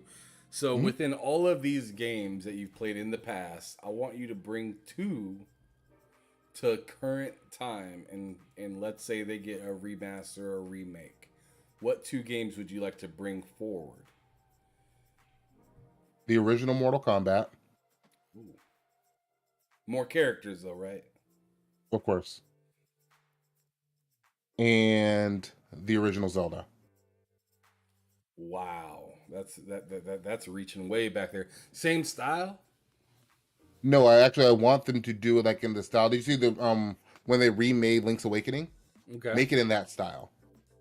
Make it in that style, but same top down, everything else. Just improve the graphics and make it a little more approachable because that game is it's so vague nowadays that modern gamers can't really play it. I played it as a kid and it was just like, hey, I'm over here slashing stuff. I don't really care. Like I didn't beat it. I was just running around having fun in the world. I was like 6 years old. I didn't give a damn. But looking at it now, that game is so inaccessible. And you see Nintendo, like they went back and they remade the original Metroid. They've gone back and they've re-released the original Super Mario Brothers, God knows how many times, and upgraded it each time. They've never given the Zeldas before. Well, I was going to say before Ocarina of Time, but really before Link's Awakening. So, like, actually, I think it's just the NES Zeldas. They never gave them the love and care they needed. Like they did the remake for the Super Nintendo Zelda on the Game Boy Advance, and then they did the remake for Ocarina of Time and Majora's Mask on the 3DS. But they won't go back and do the originals. They even went and remade the Game Boy one, the first Game Boy one, on the Switch in Link's Awakening.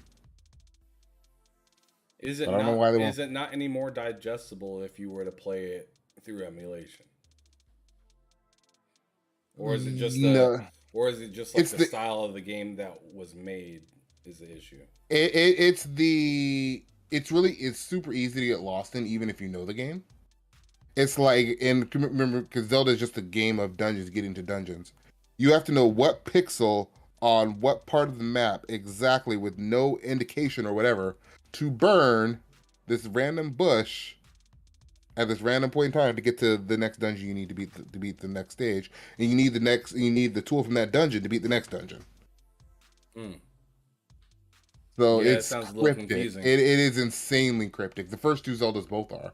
And they could change them and update them. You know, leave them like the same thing, maybe just update the art style, but mostly update the game, the way the game tells you and teaches you, or just give you something as simple as like indicators on a mini map or something, or like you know, like how most games are, oh, I can blow up this wall, and it looks a little bit different. Mm. It doesn't look like that in those games. It just looks like everything else. You'd have no idea. It doesn't stand out in any kind of way. You just have to know it's there. Okay. And that, and like the game doesn't tell you squat. No, like from what I remember is back in those days with games like that, you needed a guide. With the original, with the second one, they actually, if you went into town and talked to people, they they talked in riddles, but you could still get through it by talking to the people in town. Like I beat most of Zelda 2 as a kid. I couldn't beat Dark Link. Wasn't there something with the original Zelda though, where like if you bought the game and had the book in it, it told you some secrets It told within you a the little bit. game? It got you started. But they said they wanted you to go out and talk to your friends about it to see how they figured it out. Hmm. I'm like, nobody wants to do. Ain't nobody got time for That that. sounds that sounds terrible. Right. Especially if you're I leading the mean, pack, you have no idea what you're doing. it's Nintendo. For as brilliant as some of their games are, and their like level design and gameplay ideas are usually amazing, some of their ideas are just backwards. In this instance, we made the game this way so you go talk to your friends about it to figure out how to beat it. No, no Nintendo, bad, bad Nintendo. Bad. All right, so we're getting down to our last few questions. Try to tie this up within the next 10 minutes. But I want to know what kind of frustrates you when it comes to gaming, just in general. And it can be literally anything, a game style, like the community, like an event, broken games on launch, give me one or two things that really just kind of just grind your gear. Actually, you said two of them. The community can piss me off. The community, and I hate to say it this way because I always do. I hate that the toxic portions of the community seem to be the loudest, most vocal parts of the community. Right now, it seems like the PlayStation Extreme fanboys are that. At the beginning of the Xbox, last generation, it was a lot of the Xbox guys. Like, they're just really loud and they're just kind of obnoxious when you talk to them on social media. They're like, hey, I'm not even saying anything about you or your game. I'm just talking general about games. Why is this a fight? Like, I wasn't even talking to you. Yeah, So, like, them defense mechanisms come to popping out. mhm. Or, the guys that attack you for, like, I remember the first time I really started interacting with people about games online, I made the mistake of saying I didn't have a PlayStation 3 and got attacked all the way up and down in a Facebook group to the point where I just left. And I was just there to just talk about games. But they have this expectation, well, I like this game, how dare you not? Right. Or like, I didn't play it, I had an Xbox. Sue me. You know? But that's just how a lot of these guys are. So that frustrates the broken games frustrates the hell out of me too. But I've learned to just wait because the way I put it in my head, yeah, y'all are playing it day one and enjoying it, cool. If I wait 6 months, the game will be fixed. I will have all the DLC, and I will get it for half the price on a Steam sale. I'm not liking you right now. I'm not liking you right now because you're doing things I wish I would have did. Like for instance, But you know what? I learned that from suffering last generation. you're like, I went I am through still that.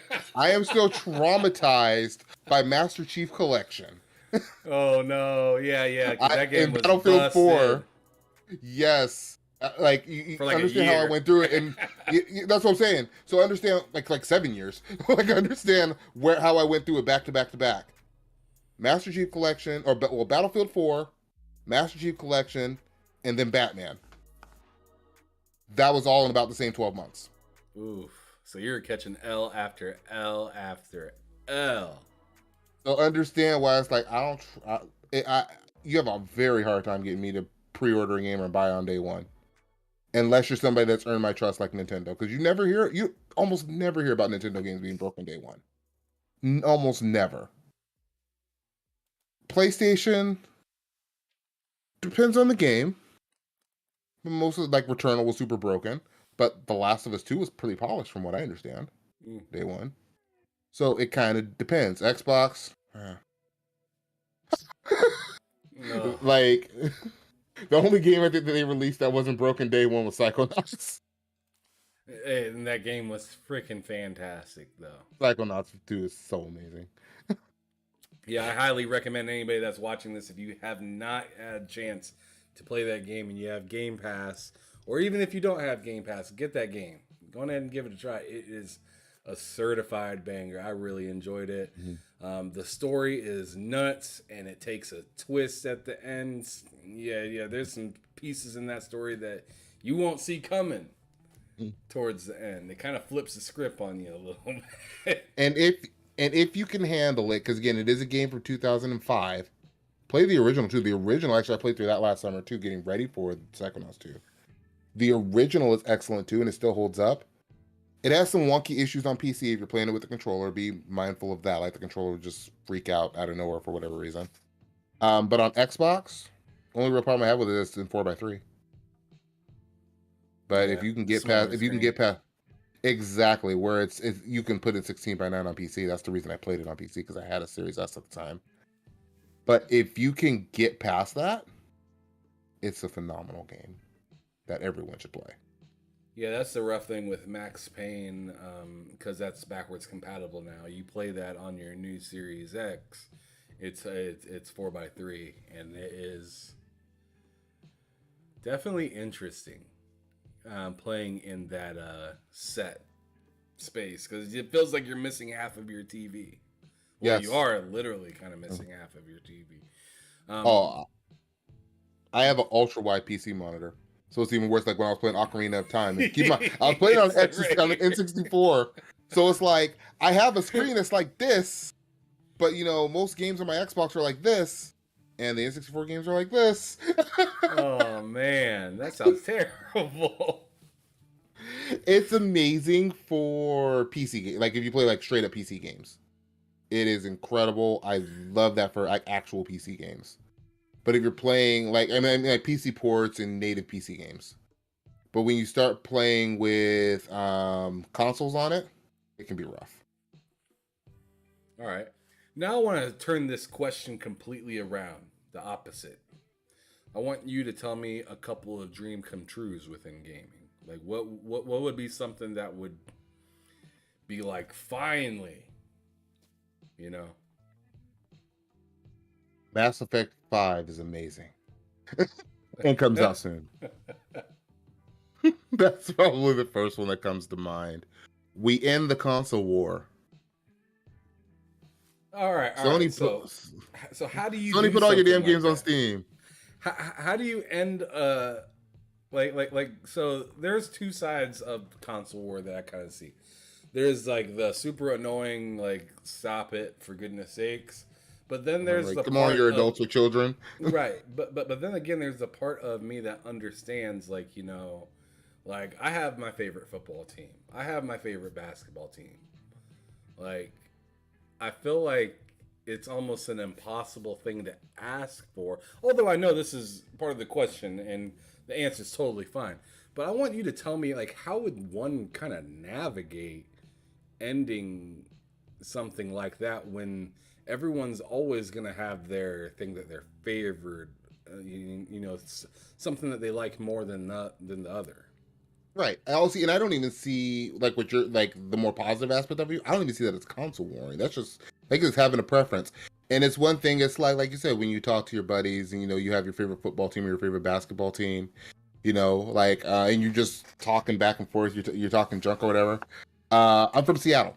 I remember the '96 NBA playoffs. And some of my buddies were Bulls fans. I was a big Sonics fan, Yeah, and here it goes. we're going back and Gary forth. We're Payton, the going back and forth, and glove. that's just fun. And that's fun, And you're talking trash, and you're talking trash. Maybe I'm talking about Sean Kemp's going to dunk on everybody, and they're like, no, Rodman's going to shut him down. Blah blah blah blah. And you get that, and it's like, and that's cool. And I don't have a problem with that. Oh well, yeah, Halo's cool, but God of War, that's fine. And then the next guy comes in, yeah, well, Half-Life Alex is incredible. And that kind of thing is fine. You're trying to one up each other with games. But we've gotten well beyond that point where people are doxing and people are doing all kinds of weird shit. I used to hear about like back in the day when I first found like the online community, people would online gaming community, people were like getting each other fired from their jobs and stuff over console wars. Yeah, that Like is unfortunate. they would look you up, and that's the kind of stuff that I'm talking about. No, that has no place here. But So you're fine with people saying, I like this better, blah blah blah blah blah blah blah. You don't care about any of that stuff. It's the right, it's like it's the personal aspect of it that bothers you, where it's just like you're trying to either A, make me feel lower class than you, or B, you're trying to hurt me in some way. yeah, you're trying to take away a piece of my life that wasn't part of this conversation. Right, exactly. It's like one of those things where it's like, I'll give you an example. Like last generation, people will come around. Xbox has no games. Yeah, I said it. Xbox didn't have a ton of great games last generation. I said it. But then somebody might turn around. You're fat. Your wife is ugly. Your kids are ugly too. Does that have anything to do with this?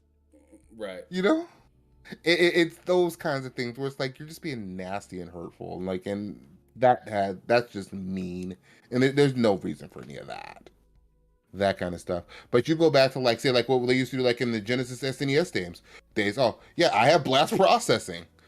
You know, nobody like that kind of stuff is like, oh yeah, well I can do this and I can do that. You know, it's like that light competitiveness. That's fine. That's just having fun. That's just because you're keeping it about the games and you're not getting personal. Right. Okay. You know, you're not attacking people for simply having a preference. And then it's like, and at the end of the day, most of us, at least most of us adults, I should say, have what we want or have a little bit of everything. Right. You know, maybe if like, for example, I at some point want to get a PS5, but I can't find one right now, so I'm not in a big rush. I know I'll get one eventually. Can't find it right now. But I'm not out here attacking PlayStation guys. I don't even prefer PlayStation games. But I'm not Yeah. attacking PlayStation guys. Yeah, you're more Nintendo, aren't you? um, Or would you say you I'm even have a preference, or would you say PC even? there's even things I don't like about PC. Like, Speechless. oh, one of the biggest things that's been a thing over the last few years that people talk about. I don't like having all the launchers. Where people are like, oh well, you still have to buy another console. I'm like, yeah, but I don't want to have to maintain 8 accounts just to have access to all of these different games. That's true. And then it's like that's an annoyance. Especially Then when you you have have to deal some with a bad launcher compared to the good launchers that you deal with. Like for instance, the EA Play launcher. I hate that launcher. which is the new one or the old one? The old one works great. Origin, the EA Origin one, I think that one's great. But yeah, the new one, I'm pretty sure the only one I have is the new one. you might It's only have the new one. That's the one they're really pushing. If you're using it with like PC Game Pass, then yeah, yeah, they're it's making in you use the new beta. one. It's in beta, Yep, and it feels like it's that's been the in new beta one. forever. Yeah, it's you been know, in beta for a few years. But the old one, it doesn't work with Game Pass, but it's still pretty solid. And it still works. They're still supporting it. I think until the new one comes out of beta. But yeah, Ubisoft's launcher used to be really bad. That one's gotten better, but I remember but it's always online. So I remember what game was it? It was one of the Assassin's Creed Unity. I remember their servers went online and it kicked me out of the game mid game. My internet was fine. It was going fine, but their DRM went offline because it's always online, and I got kicked out of the game and lost my save in the middle of a boss fight. ooh. So you're mad Yeah, as hell. yes, and it's those kinds of things where it's like I haven't had much of those problems like recently, but that's mostly because I don't play many Ubisoft games that much. Like the last Ubisoft game I played was Assassin's Creed Odyssey, and I didn't even finish it. I'm like, okay, this is just dragging on. The last one I beat and loved was Origins. I loved Assassin's Creed Origins. That game was so good. But Assassin's Creed is like you got the right setting and the right characters and the right everything. Such a good game. Um, Epic. Epic's getting better, but I don't like a lot of things they do. I don't like how they're trying to pick away from what makes PC special, and that's the freedom of it. Because like they're doing things like buying out exclusivity, and they're trying to like change the PC industry from what it is and what it's always been, which is kind of very much so been the Wild Wild West, and they're trying to corporatize it, and I don't like that aspect of it. While at the same time, they don't want to invest into it. Like they have like Tetris Effect, for example, or I think Tetris Effect, the new Tetris game, the newest one, Yeah. and it has VR built into it. They had it exclusive for like a year, and they didn't even have their own VR implementation in it. They hijacked Steam's, but then also paid to keep it off of Steam. Oh. Yeah, most of this Epic That sounds exclusivity that they're doing. counterproductive. Well, it's at the point where like people say Steam is a monopoly. Steam isn't a monopoly. Steam was just here first, and it legitimately is the best service, and that's why people like it, because it does everything. So it's one of those things where it's like, it's one of the things like, well, if McDonald's, for example, was here first, and McDonald's just has the best fries, should Burger King then just, I don't know, get an exclusivity contract with the state of Idaho so they can't get any more potatoes? That doesn't sound right, but that's what Epic is trying to do. Like, they're like legit just buying games that won't come to Steam, so that way you have to go through them, at least for a short period of time, and they'll do it for like a year or two. That was a great analogy. But it's like, it's one of those things like, I welcome Epic to be great. I just don't see it. Or then you have the pointless ones. Bethesda had a launcher, and it basically only had Fallout 76 on it, and nobody wanted it or liked it. Rockstar has a launcher, and nobody wants it. And basically, like, you now have to have it installed on your computer, but most of their games are on Steam. But then they delisted, like, the old, when they did the GTA remasters last holiday, they removed the old ones from Steam, the ones that were in the remaster. So unless you already had them, like I already own them, so I own them, they're mine. You can't buy the old ones from Steam. You have to buy the remasters direct from Rockstar. But then they gave you the old ones as a thank you for pre-ordering the busted one that they put out, after they took it away from you after you paid for it with no refund, until they decided it was worth giving it back to you to, because until they decided it was fixed and you can have it back again. But we're keeping your money until then. There are things about PC gaming I cannot stand. Yeah, that sounds like a lot of hoops. It can be, but when the stars align and everything is perfect, PC truly is the master race. They call it that for a reason. It is whatever you want, it is there. And if it's not there yet, we'll emulate it. Like, I talk about me liking these Nintendo games. PC plays more Nintendo games than the Switch does. That's sad. Like I really want Nintendo to do something about that. Like we get on to PlayStation about all this stuff, while Nintendo's just in the background doing their own thing, dancing.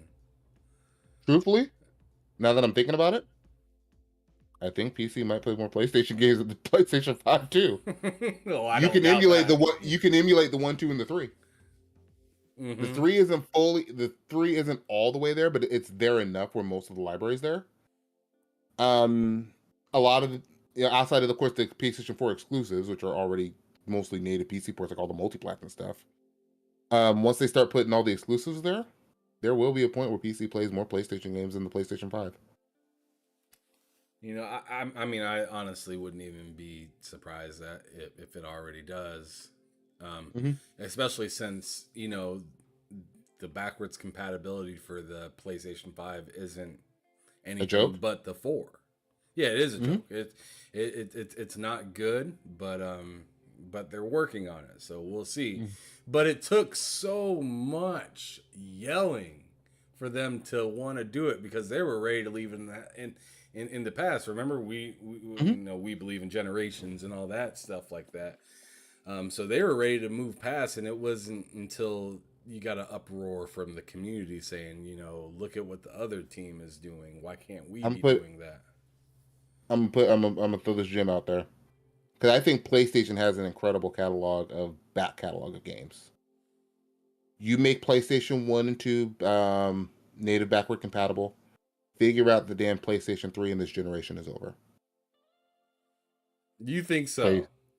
If you can get PlayStation 3 backward compatibility right, I think this generation is over. Now you're gonna say that without Xbox really throwing out any games quite yet. Is it that you think, or is it I don't think that? I like Xbox. Between the two, I prefer Xbox. But I don't think Xbox never really created, they never found that true identity. And that's kind of what hurts, that's what's hurt them now. It's like, well, we were kind of trying to figure it out in the Xbox original. Okay, I get it. Then we just became Gears and Halo on the Xbox 360. And then when people say, hey, we want something else, oh God, what do we do with the Xbox One? And then you got all the Xbox ain't got no games memes, along with the TV, all that shit. They've never fully recovered from that. I love where they're at and what they're doing, and they're buying these studios, but they haven't gotten that goodwill back that they got from the 360. They're not there yet. They're getting there. They're getting better. I think depending on if these games come out, they're good, they're polished, they're everything that we expect them to be. Like I really want to play Fable. I really want that Fable reboot. If they can get that there, then maybe. But you also have to consider, well, all these games are on PC. A lot of people are just completely skipping over the console. Like, hey, I'll just buy a PC because it's so accessible now. Well, the People services are that really they're selling, they're not really doing like the consoles is just like kind of an and one at this point to them. right, exactly. And I I think that's largely why they don't care about the console sales, is because well, everything's going to be on PC, and we know people are just going to go. Well, some people are just going to go buy a PC, and I I I honestly think that's going to be a big part of it. When I say the generations over, I'm talking about strictly consoles. I think you're going to lose a lot of people that might have bought an Xbox console for a PC. Not everybody, because there are people who I'm just going to play on a console. Fine. Just like there's people that I'm just going to play on a PC. Fine. There's people I'm just going to play on a PlayStation. Fine. But how many people would have, like, they're like me, where okay, I was an Xbox guy who was frustrated with the Xbox One, built a PC. I like it. I like the Xbox console, but do I really need it? It would be cool maybe to play some sports games, or like to play some games online with the homies. But even a lot of those games are starting to come to PC. Like, you got Madden on PC now. You have NBA 2K on PC now. Granted, they're generally full of hackers, especially 2K. But if you get in a private lobby with the homies, who cares? Right.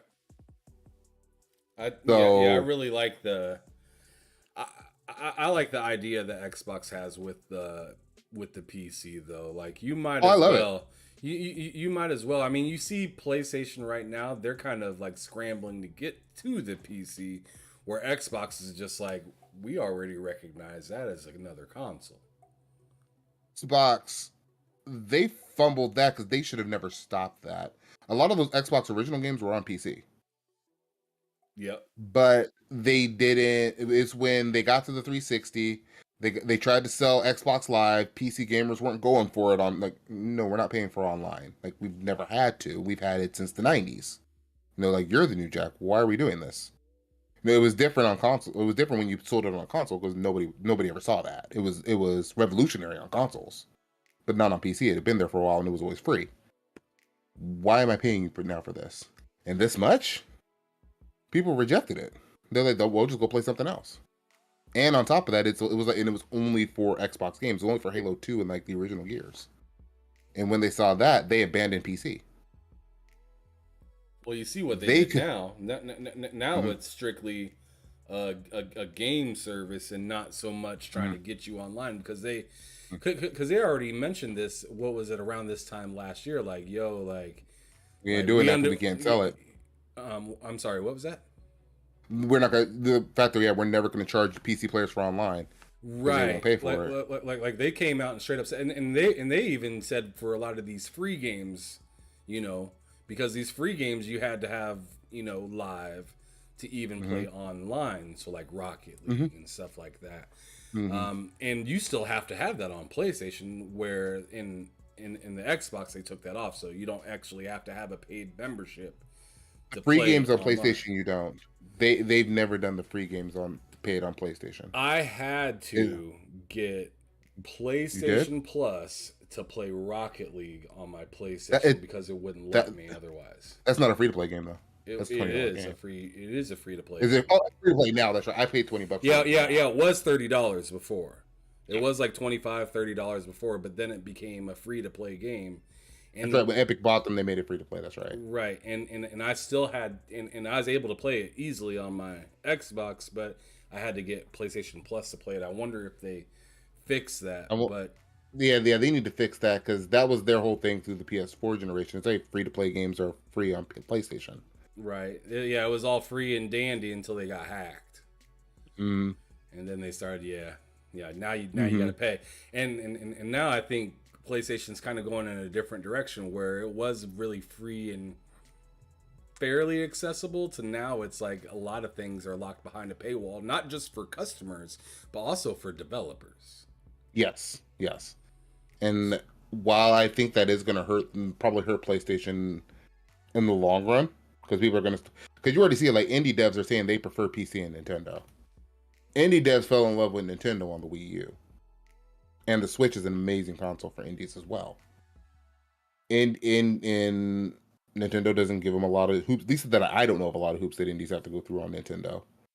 And if you pay attention, most of these indie games are coming to Nintendo. So a lot of them are coming first.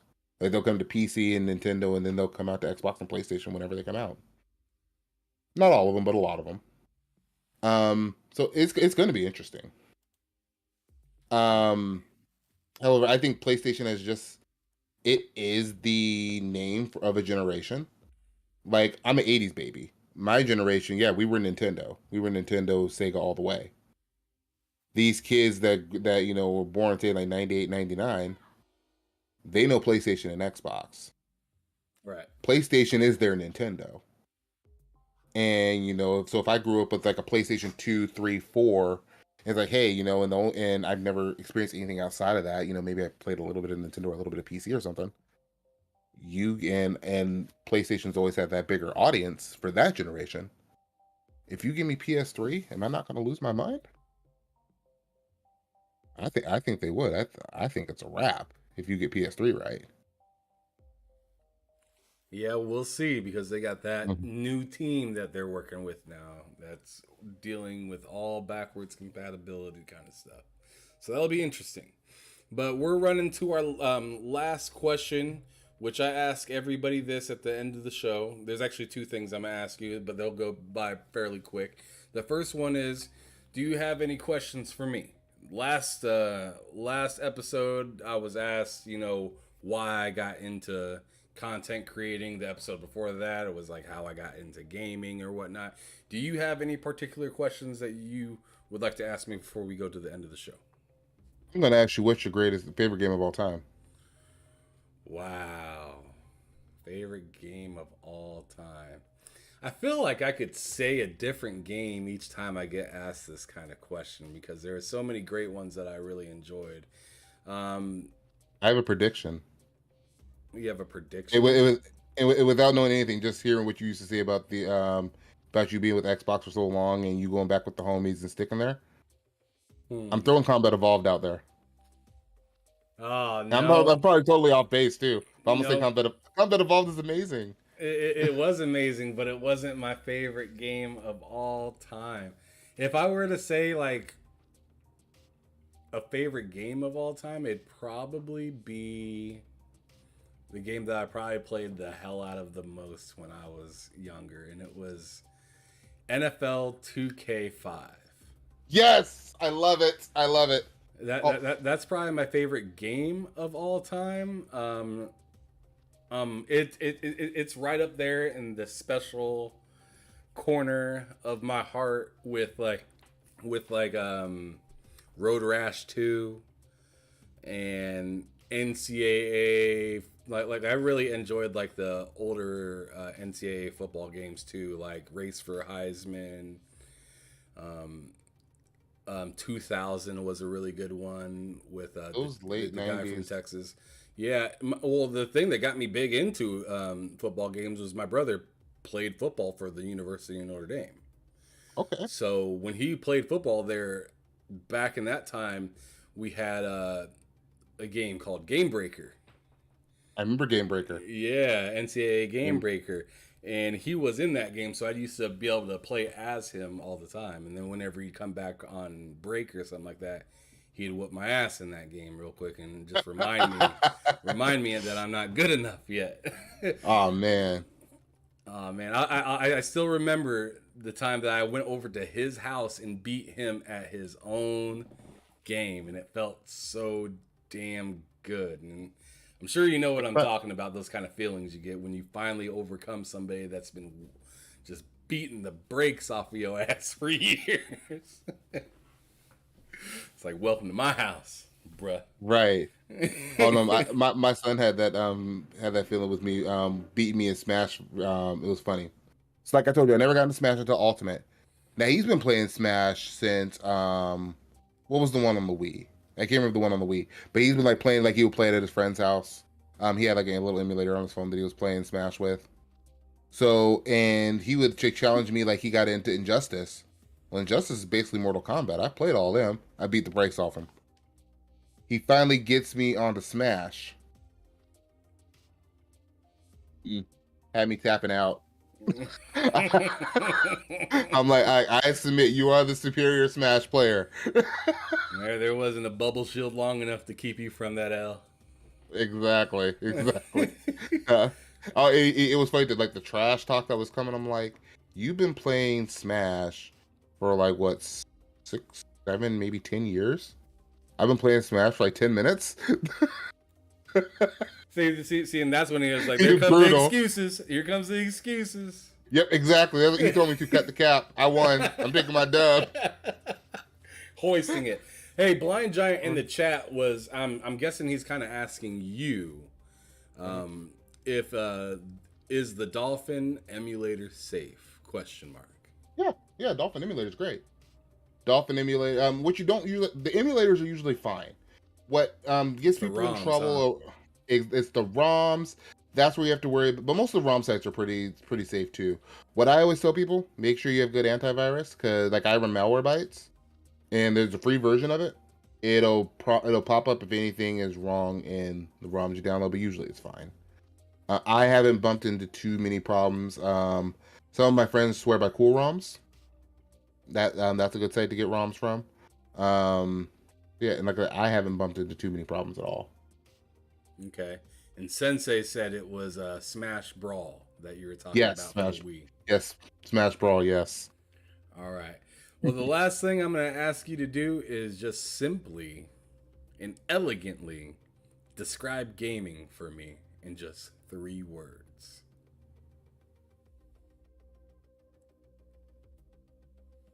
Wow. This gets me slow answers every week, so take your time.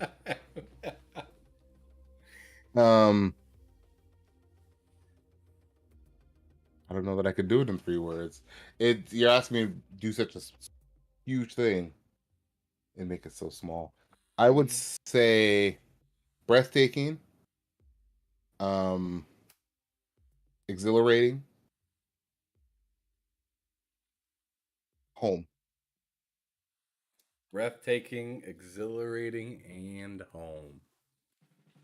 Yes. Well, Kev, brother, thank you so much for coming out tonight for Behind Them Sticks. Yes, thank you for having me. Yeah, it was very enjoyable. I learned a lot about you, learned about what you're looking forward to as well, and the different ways that you play games. And I hope the chat got to enjoy your time being here. Blind Giant says, right on, thanks for the question that he asked about the Dolphin Simulator and whatnot. But yeah, going ahead and just shout out one more time where everybody can find you other than other than right here on this episode. Oh yeah, of course. I'm on Twitch and Twitter at KevTalksGames. I try to stream 4 nights a week. I don't always get to do it. But yeah, I'm right now running through the Zelda series. Just finished Ocarina of Time. Probably gonna start on Wind Waker next. I've been playing with Majora's Mask, but I think I want to start Wind Waker. That's one that I've wanted to play for years. So yeah, that's where you can find me. That's what we'll be streaming. Usually stream Thursday through Sundays, sometimes Monday nights too. All right, all right. So there's a little bit of a taste of his schedule, and just to kind of give you guys a taste of my upcoming schedule. As usual, I'll be all over the place. It gets wild. I'm here twice a week for Behind Them Sticks on K Mega's podcast as well with GRG, and then I also have another show on here with Loke and Cozy Beluga, and then you can also catch me on the Game Drain every Sunday. But as for episodes of Behind Them Sticks, we have coming up later this week Hard Days Mike. Next week will be Ash and Luca and Husk from and Husk from Gaming Game Beyond the Box. And then later on, towards the end of the month and the beginning of June, I got John Linneman from Digital Foundry coming on, which will be a very awesome episode. This is the first time I'm announcing that. And then Jez Corden, I'm still working out a specific date with him, but I'll be having him on the show as well. So stay tuned. Make sure you hit that like button if you had a good time watching the show, and hit that subscribe button if you want to be ready and see the new episodes as they come to roll out. But I appreciate everybody for being here. Thank you for your time, and